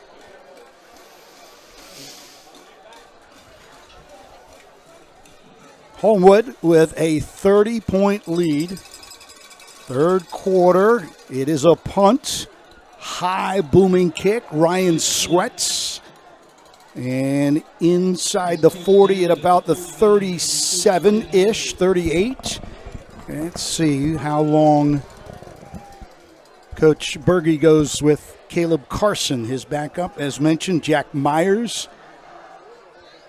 brother of Will down in Auburn. And Scott, who I've known for 30 years, he came up here early, getting ready to see his other son play. He said, hey, my son's at Auburn. He said he's quarterback 5, QB5 is what he called it. Great kid. All right, Carson's the quarterback. It is Caleb Carson, who wears number 3. Handoff. And that is the backup. Yes. Reed Goldstein on the carry. Nice block up front by number 82. Probably a good call there. Read some carries. Davis had a great evening tonight. Gains about 7. Second down and 3 from the 46. 7-yard gain. Once again, first down yardage big for the Pats. You guys told me at halftime the Patriots are averaging about 11 yards per play. That's a first down every time they touch the ball. Back to Goldstein, shifting his way inside the 50 for a first down. Look at the move by Goldstein. He's got room on the right side. One more guy to beat, and he is gone. Yes, Touchdown.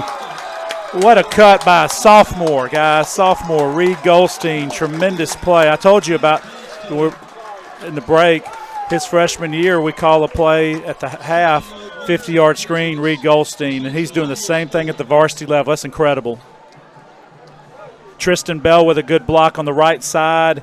The whole line did a great job sealing, and then my receivers, Cam Foster, right in front of us at the X receiver. He handled his guy, and then he made the cut. Coach Berge during the week he's giving me a little information. I got to build the trust factor. We know that as the PAT is good, but he just kept with a wink in his eye saying, I think Reed Goldstein is moving up in terms of the ladder and moving up in the depth chart. And with a move like that, some speed to end that drive and that run, we could see why. Back on the scoreboard, the Patriots, they are in a rout right now, 44-7.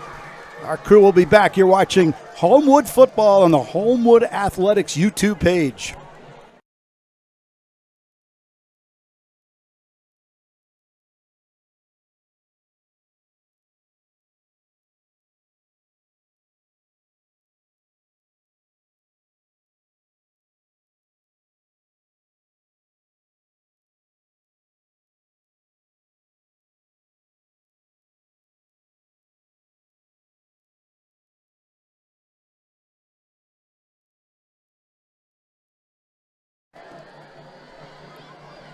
Patriots at home with a monster lead in the season opening game.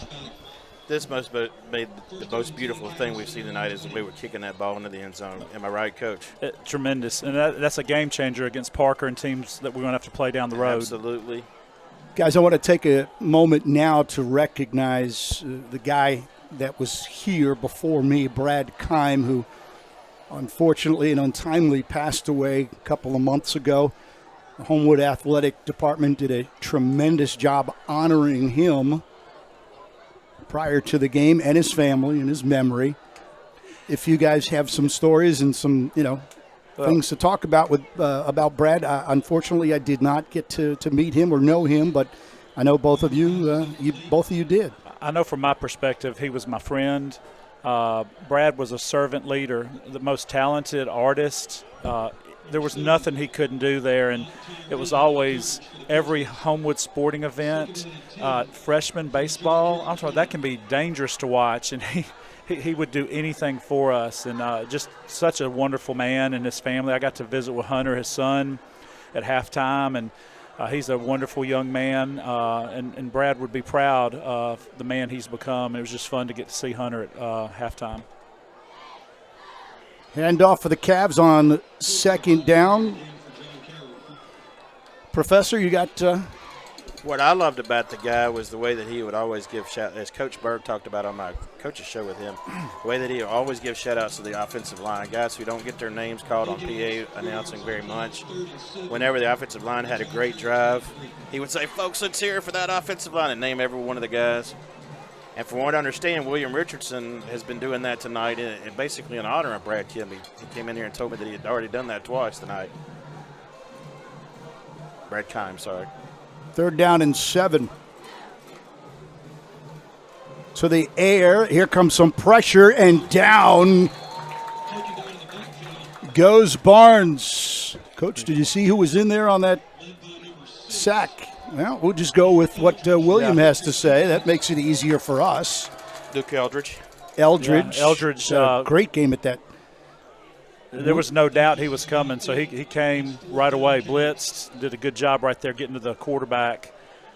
Going back on Brad, and then I don't know how many times I heard, once a Patriot, always a Patriot. Yeah, I love that they said that during the memorial before kickoff.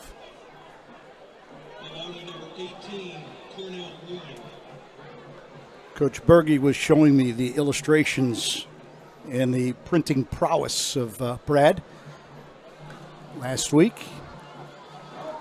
That is not fair caught. Instead, dangerous catch and run there for Homewood.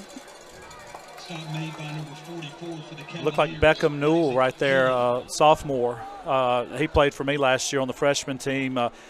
He's a very talented, just has a lot of guys in front of him, and he'll be a good receiver in a few years for us, and he'll get a shot maybe this half. Coach, I learned something last year that was first time. Again, high school football in New York, where I was raised, is not very competitive. It's not very big at all.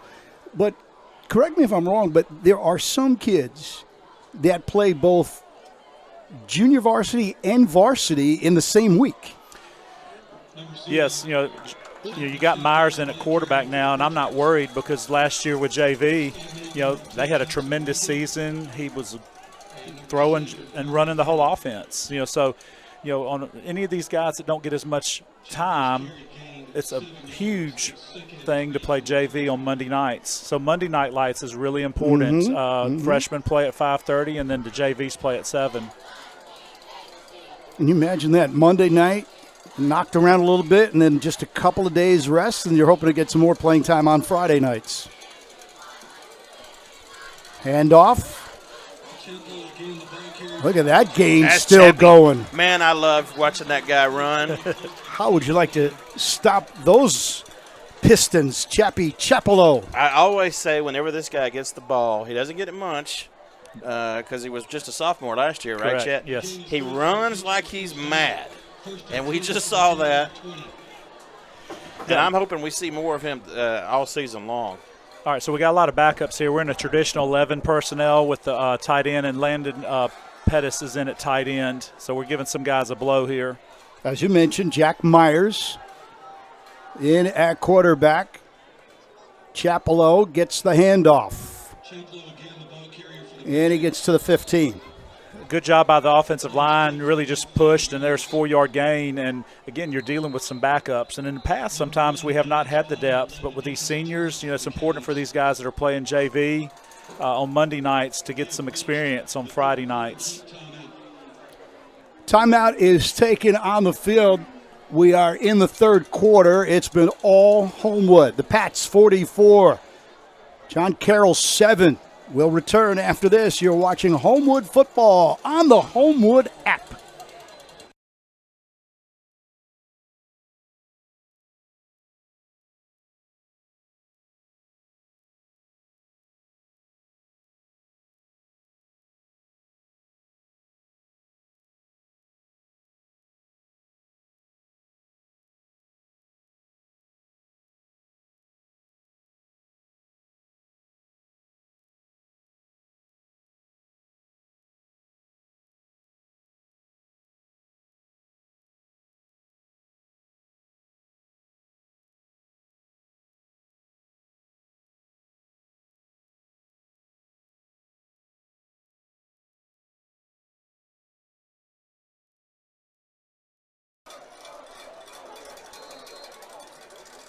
You got to read it. Oh, you know. All right, Landon Pettis in motion. All right, got trips to the wide side of the field. Second down and 6. Fake handoff, throw, and caught short of the goal line.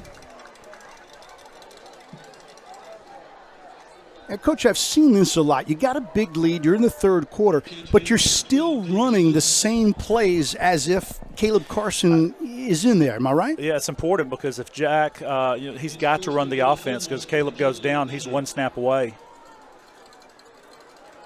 There's the Bulldogs. There's Chapello in for the touchdown. 6 more for the Pats. And now backups and their backups. Everyone has scored tonight. In fact, the entire backfield, the 3 running backs have all found pay dirt. Griffin, Chapello now, and Goldstein on that incredible electric run a little while ago. I'm hoping we get to see the third-string quarterback at some point, Timothy Rochelle. And I believe you will see him tonight. And I will tell you, and you guys know more than me, Coach Berge has been raving about Rochelle. Star in the making, only a soph. That was a nice drive engineered by Jack Myers. PAT is good. The guy that might need more ice than anybody is the extra point and kicker, Judson Eanes. He'll be the first one in with ice. It's a 51-7 lead for Homewood. The Pats in front when we come back. 5:19 remaining here in the third quarter. Keep watching us on the Homewood Athletics YouTube page.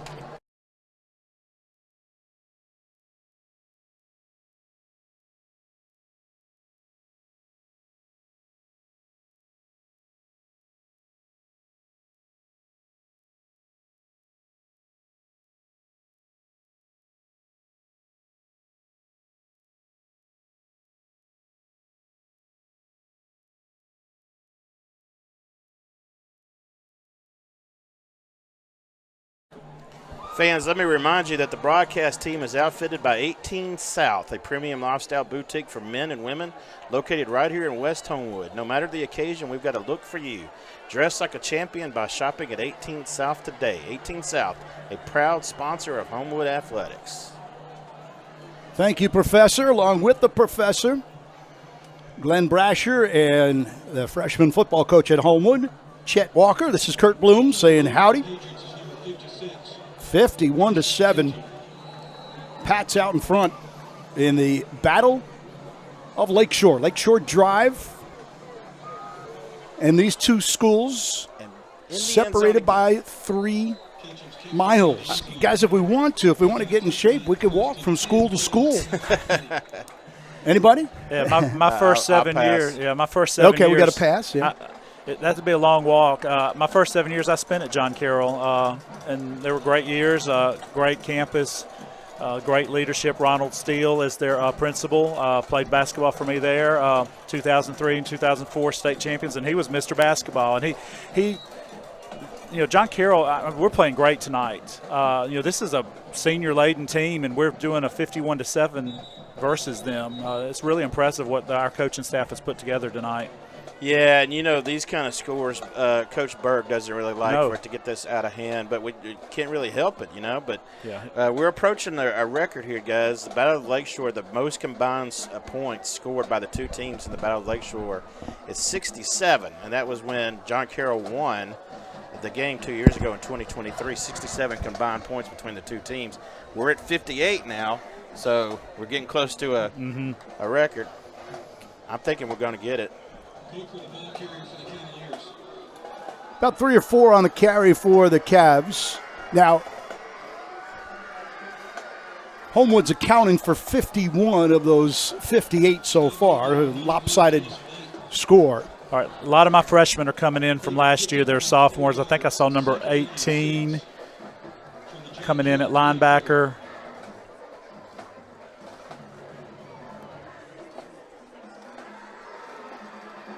The average score between Homewood and John Carroll throughout their history, Homewood 26, John Carroll 9.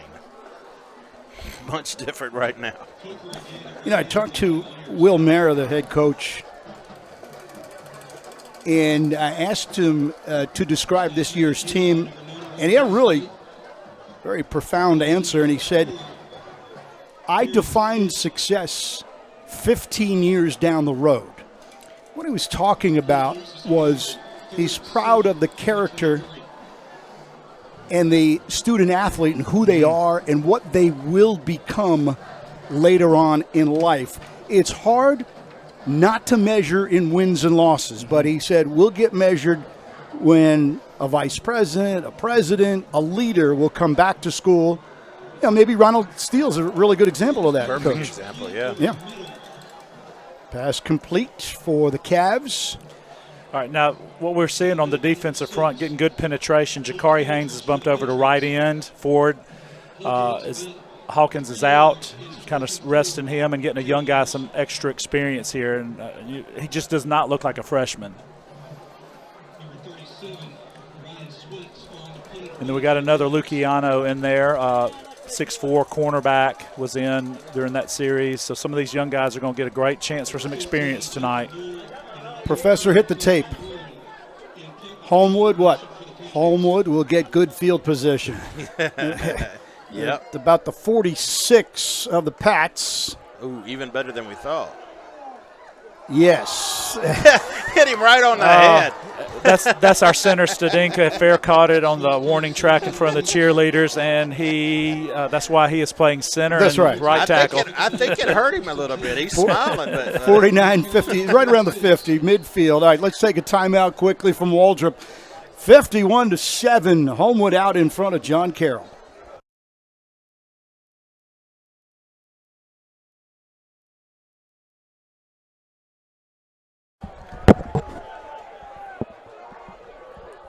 So, Stadinka against the doink of the night. Too bad we didn't have a blooper reel, right? Yeah, Bugs Bunny sound effect of some kind. All right, Rochelle's in at quarterback. I was about to say, that's Rochelle out there now, isn't it? Yes. So we've seen the senior quarterback, the junior quarterback, now the sophomore quarterback. All right, Micah Jones is in at running back. Just a great kid.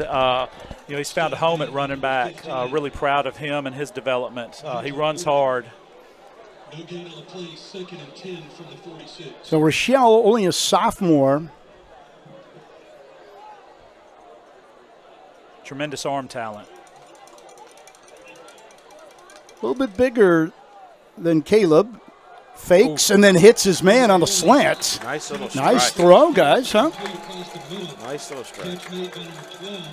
Your third string quarterback. All right. Making that kind of throw and catch. Davis Litton with the catch, and that's a long line. Coach Litton was my middle school coach at Homewood Middle School. And, Ditto. And then his dad, Keith Litton, is coaching over at Spain Park and played at Homewood in his day. So that's a kid getting an opportunity. Really proud of him.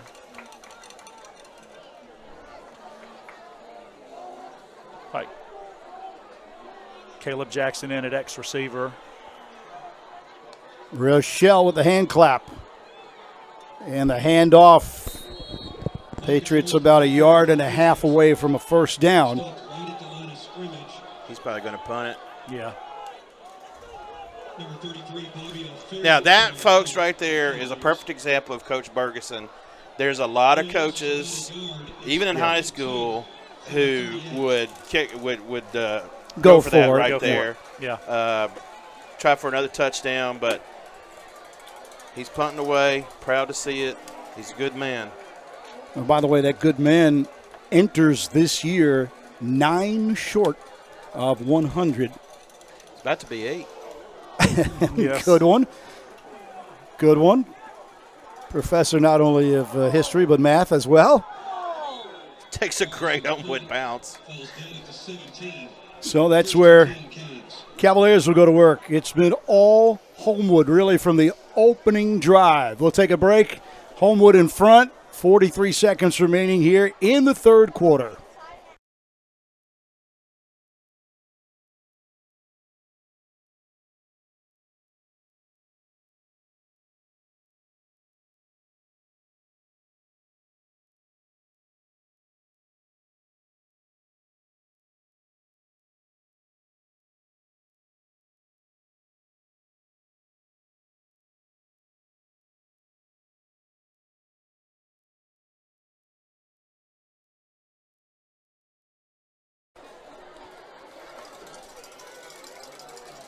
On the ground for the Cavaliers, short of the 20. Coker, the ball carrier for the Cavaliers. Aubrey Coker, their leading rusher today, had one big gain in the first half. Number 48. He's back from an injury. He was injured all last season, wasn't he, Coach? He's only a sophomore, so if he was playing last year, that means he was about a 14-year-old freshman. Yeah, and this is part of the game. You hopefully people stay healthy here, especially on their side because they're still having to play their starters against our third team here. Because they want to have something positive to go with. It looks like we're going to get to the end of the quarter here. Yes. That was the last play of the third quarter. We will go to quarter number 4 in Homewood, Alabama. From Waldrop Stadium, Kurt Bloom, the coach Chet Walker, the professor Glenn Brasher will all be back after this.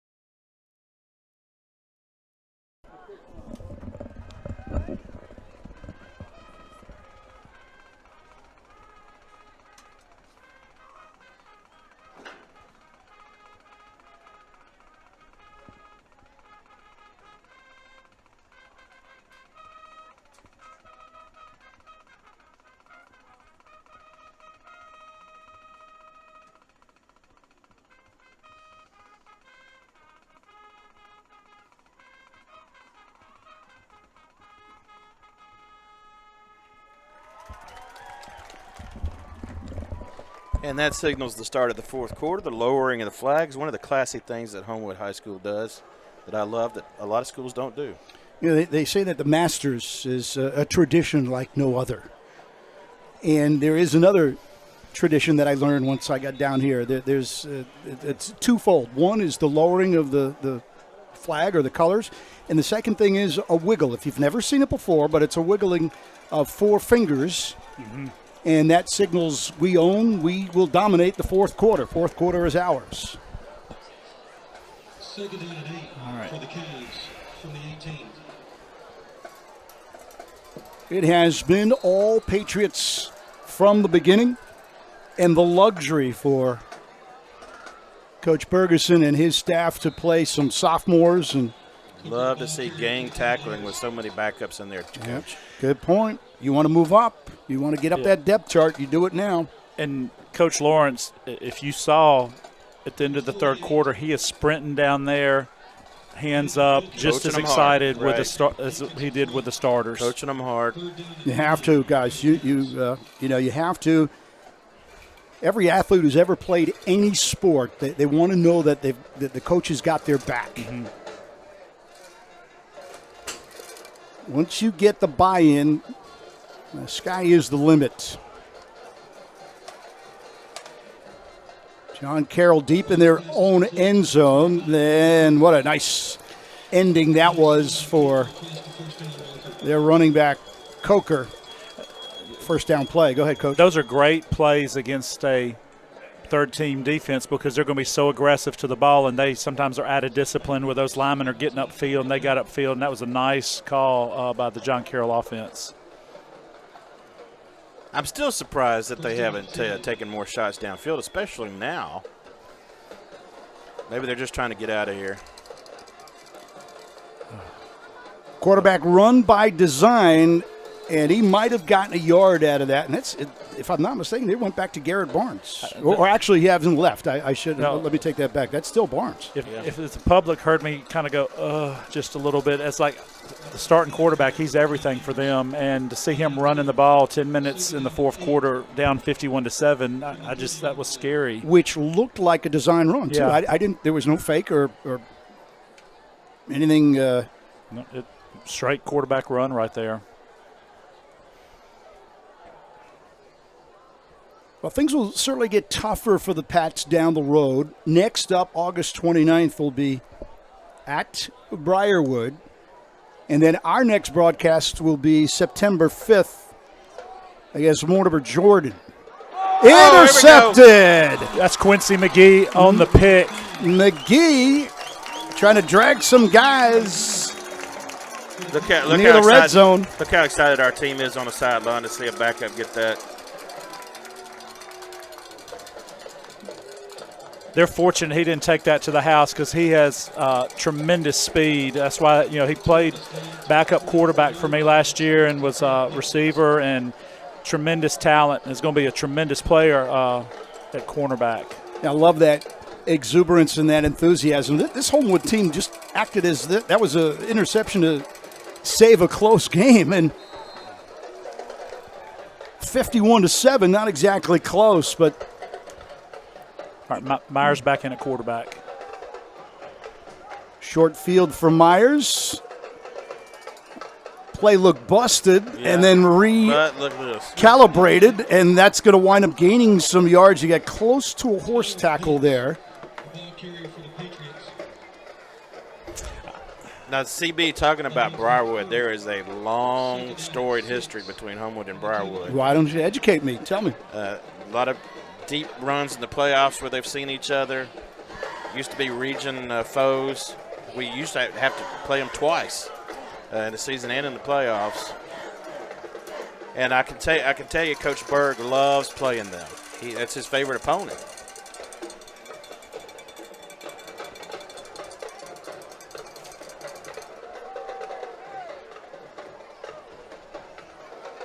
Handoff.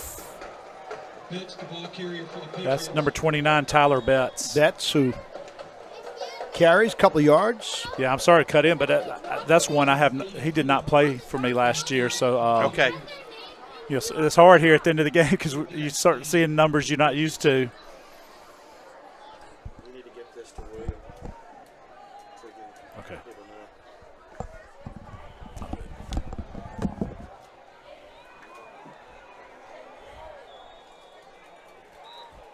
Penalty marker on the field. Looks like there is a flag. Offsides. Call against the defense. John Carroll offsides. And I think just things continue to spiral in the opposite direction for the Cavs. It's been a pretty clean game for a first game of the season for both teams. By my count, that's only their third penalty, and we've only had 3 and hadn't had one in a while. and just have really had no room. They have been suffocated by this Homewood defense. I loved hearing Tyler talk about how sharp we look in the first game of the season, because he's absolutely right. That's not always been the case with Homewood. Betts, by the way, getting a healthy dose of carries. Sophomore Tyler Betts. A lot of young linemen in there now, and it's just great to see these guys get some experience, because it's going to pay dividends down the road, when you can get varsity experience as a sophomore. 2nd down and 8, so the Pats could get a first down without scoring a touchdown. Have to get to about the 3. I know Coach Bergeson's watching here because Drew Bergeson's at center. Myers, the quarterback. Little Berg on the field. Used to be the ball boy. And we jinxed them. That gummit. That's on me, guys. Yeah, but the cool thing, coaches sacrifice so much, and Drew's just an excellent worker, and all those linemen with him are his friends, and they want to be a part of Homewood football. You look at them; they're not all big guys, but they get out there and put on the uniform and play like big guys. Head coach Berge was telling me during the week that the older brother, the other son, is going to go to Montevallo and wrestle. He said, I just couldn't keep him away from wrestling. He said he was a pretty good football player, but wanted his kid to choose his own path. Yeah, last year he had to play, started at linebacker for us for the first 3 or 4 games of the season. Yeah, when and Eldridge did a great job. When Eldridge was hurt, he stepped in there and was, played right in the center of the field. Yeah, played well. But yes, he's a heck of a wrestler.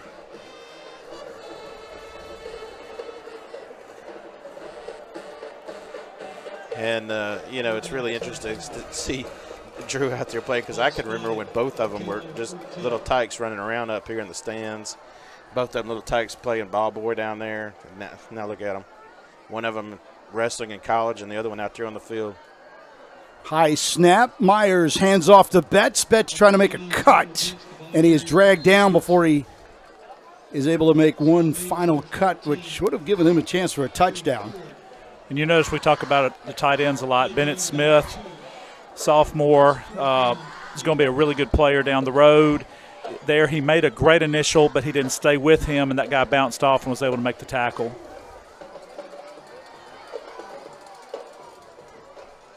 So, an apparent field goal attempt for the Pats.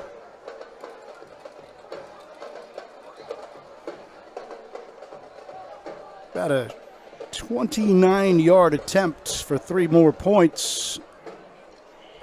Sails to the right, and it is no good. Well, we've got a couple of negatives. We've missed an extra point, missed a short field goal there. Always something to work on, Coach. There's no such thing as perfect, but we strive for it. 5:29 remaining here at Waldrop, and a couple of flaws, a couple of things that could be ironed out on tape. We'll discuss more from Waldrop Stadium as the Patriots out in front, 51-7 over John Carroll.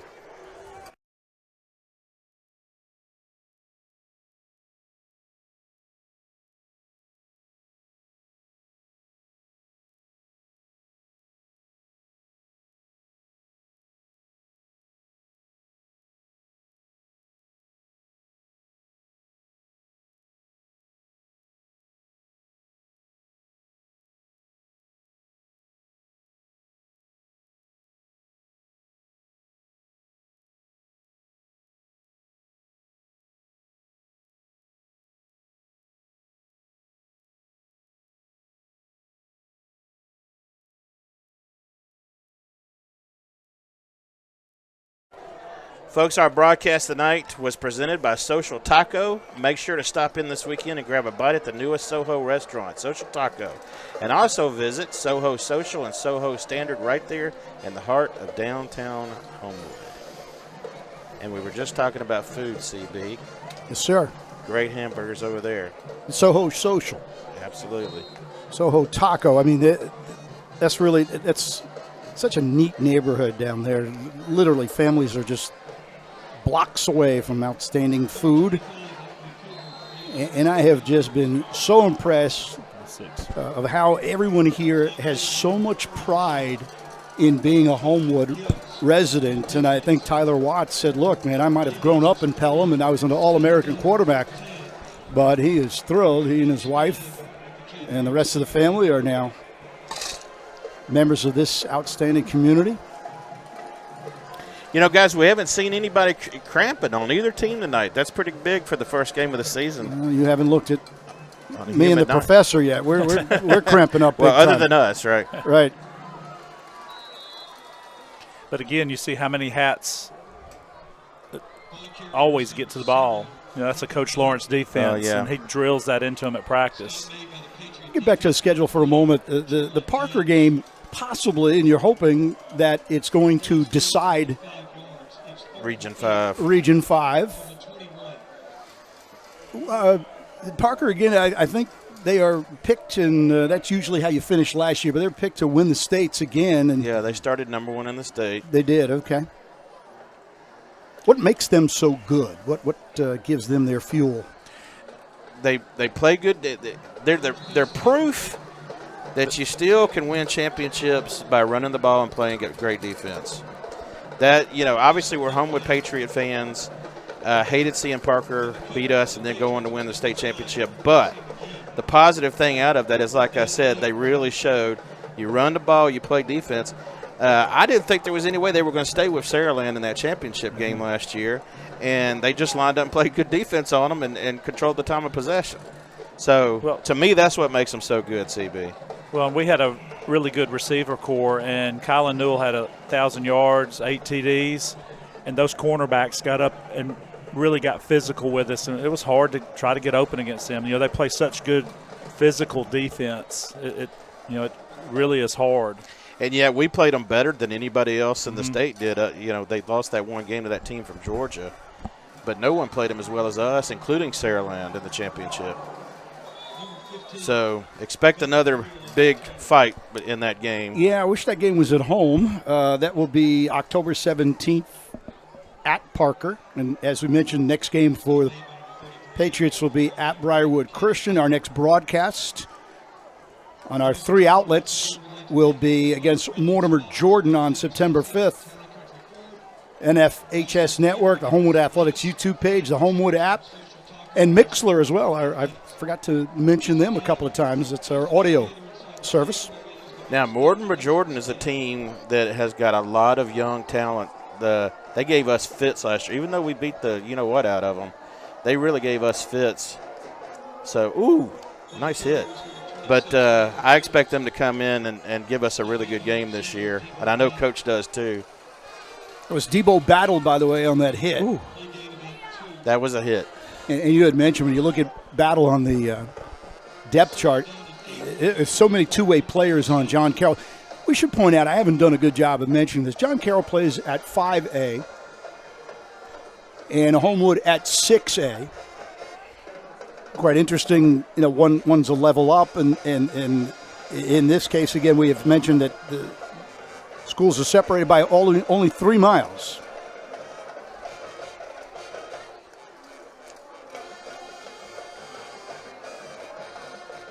That's getting a lot of carries here late in the game. Another thing that you guys mentioned to me, Coach Bergeson is 9 away from 100, but he has had a remarkable run of being in the playoffs every single year. Here at Homewood, correct. Right?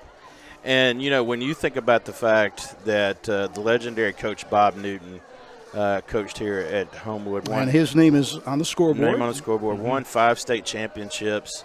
Berg has taken more Homewood teams to the playoffs than Newton did. I mean, that's just amazing. Wow. And of all the small world stories, Bob's son Ross is now head coach at Pelham. Right. I was with Ross on the other side of Lakeshore. Actually, when you talk about Homewood, High School. For those not familiar, you get off of Lakeshore, I make a left, I'm in Sanford, I make a right at the exact same light, I go to Homewood. And so I was with Ross for a couple years over at Sanford. Very, very likable guy. And he now takes over at Pelham with his dad's name on the scoreboard here, legendary, as the professor mentioned. That first down that we just got may be my most favorite first down of this whole game because it's going to allow us to run the clock off. No, well, and I was really proud of the line there because it was third down and about 4 or 5, and they got out there and did a great job pushing the line of scrimmage. Right. I'd love to see us finish a game where, you just keep the ball away from them, run that clock, and, out there with, second and third teamers. Didn't always get done last year. Well, and you look at Walker Bostic at left tackle there, the effort he was given there, he was just, Jackson Hall has done a tremendous job with our offensive line. Because having him, Coach Berg was having to coach offensive line plus do head coach. He still has he's always there, but now you have a young coach that's just been wonderful for our kids. They're just running the clock out now. 15 seconds left to go in the game. Celebration has begun. Turn out the lights. The party's over. Well, the party was over early, guys. True enough. 51-7 the final, so Homewood opens up the season with a victory after going 9-3 last year, 5-1 in the region. Coach Ben Bergeson begins 2025 with an enormous 51-7 victory as the teams go through the handshake line. I would imagine that at a hamburger joint or movie theater, they know each other awfully well. 3 miles separates the schools, and they see each other all the time. Well, it's a special rivalry. I'm glad we started this football rivalry back, but this whole week's the Battle of Lakeshore.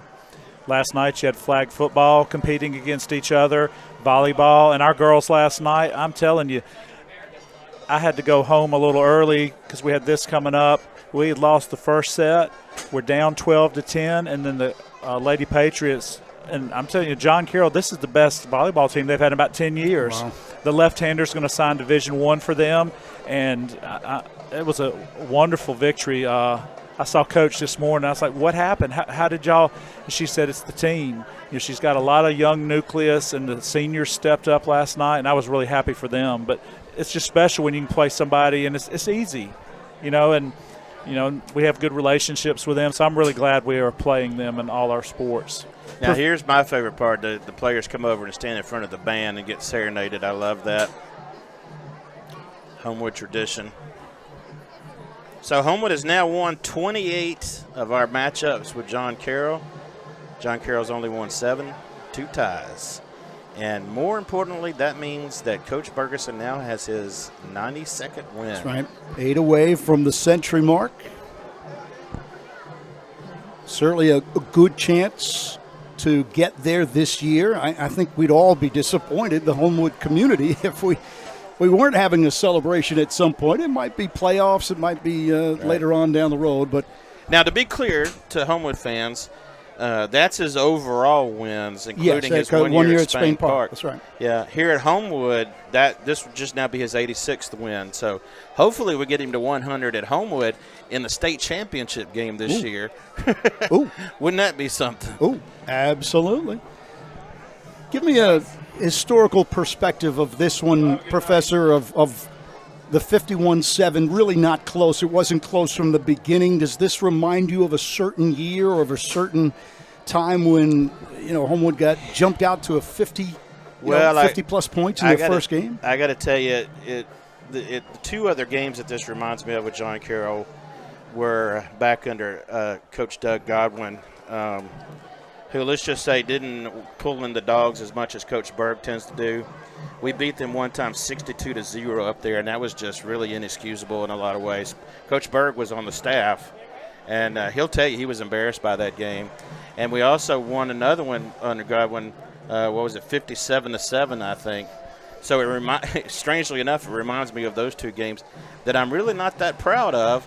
But tonight, I don't really see how we could have avoided this score, to be honest with you. I was really impressed with that's a senior-laden John Carroll team. I was not expecting 51-7. And Barnes played all night.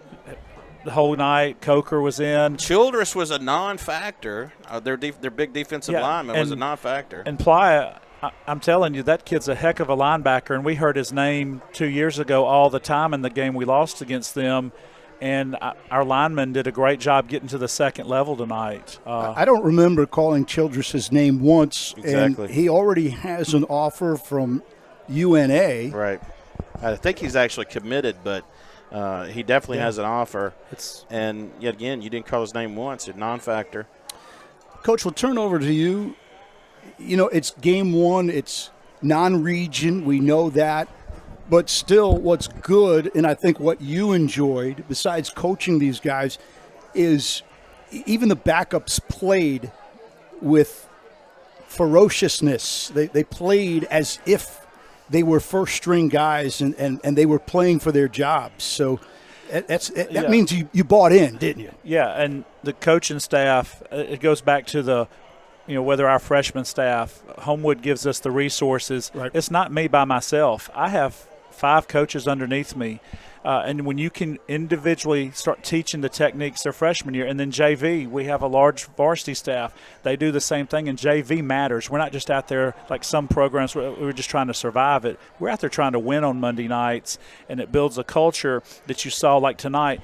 Glenn has seen it before. We've gone out there with our backups. One time in a playoff game, we put our backups in. We were up 28 points. We had to put the starters back in. Yeah. This year, that was impressive tonight against a varsity 5A group that our backups all the way through third team could go out there and compete tonight. So I think it does. It shows a lot of buy-in. How many times did you see guys getting there and hats to the ball? It was gang tackling. And you couldn't have really written the script any better because we got to see all 3 quarterbacks.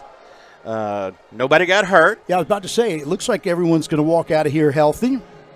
See, some people didn't know, and even Glenn didn't until he came up here. Hayes DeCoudris had been a little beat up in the preseason. I know CB had come to practice and did not have the contact jersey on, but tonight he played, looked good, and it's huge when we can go 2 tight ends, 12 personnel, and a lot of guys will hear me say that this year, but then we can go spread, and you got Felton either way, and then Cam Foster's going to emerge, but when you got Felton out there doing what he did tonight, that's what we need to see, 1,000-yard plus receiver, and he was showing he can do that this season. Walden had the spectacular grab. I'm not sure if I like the throw or the catch better. That's a tough night when you're not.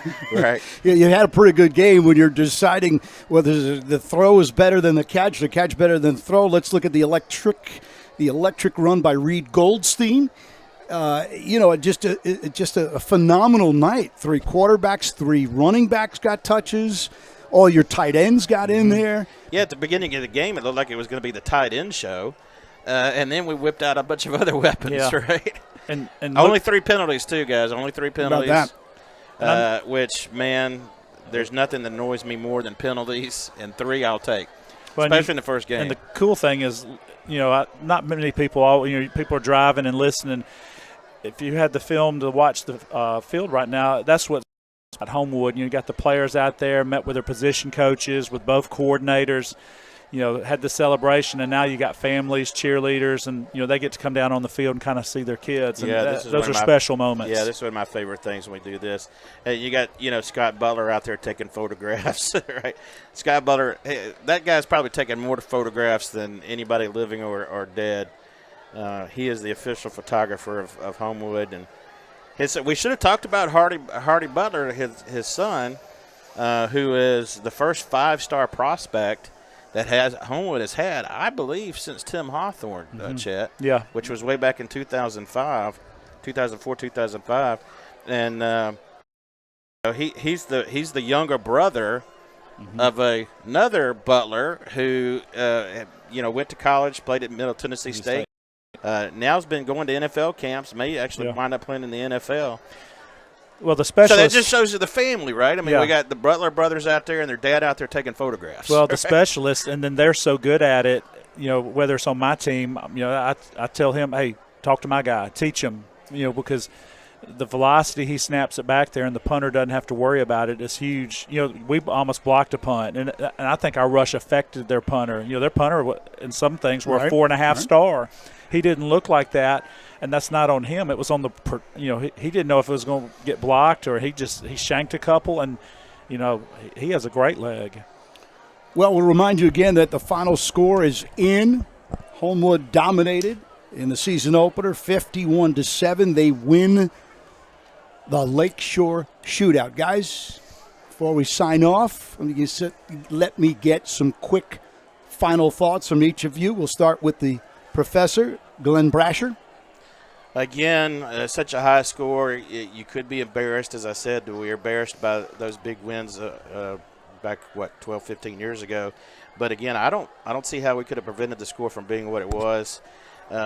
Only negatives in the whole night was, and I'll pick on it because that's what I do, we missed a field goal and missed an extra point. Can't have that at Parker.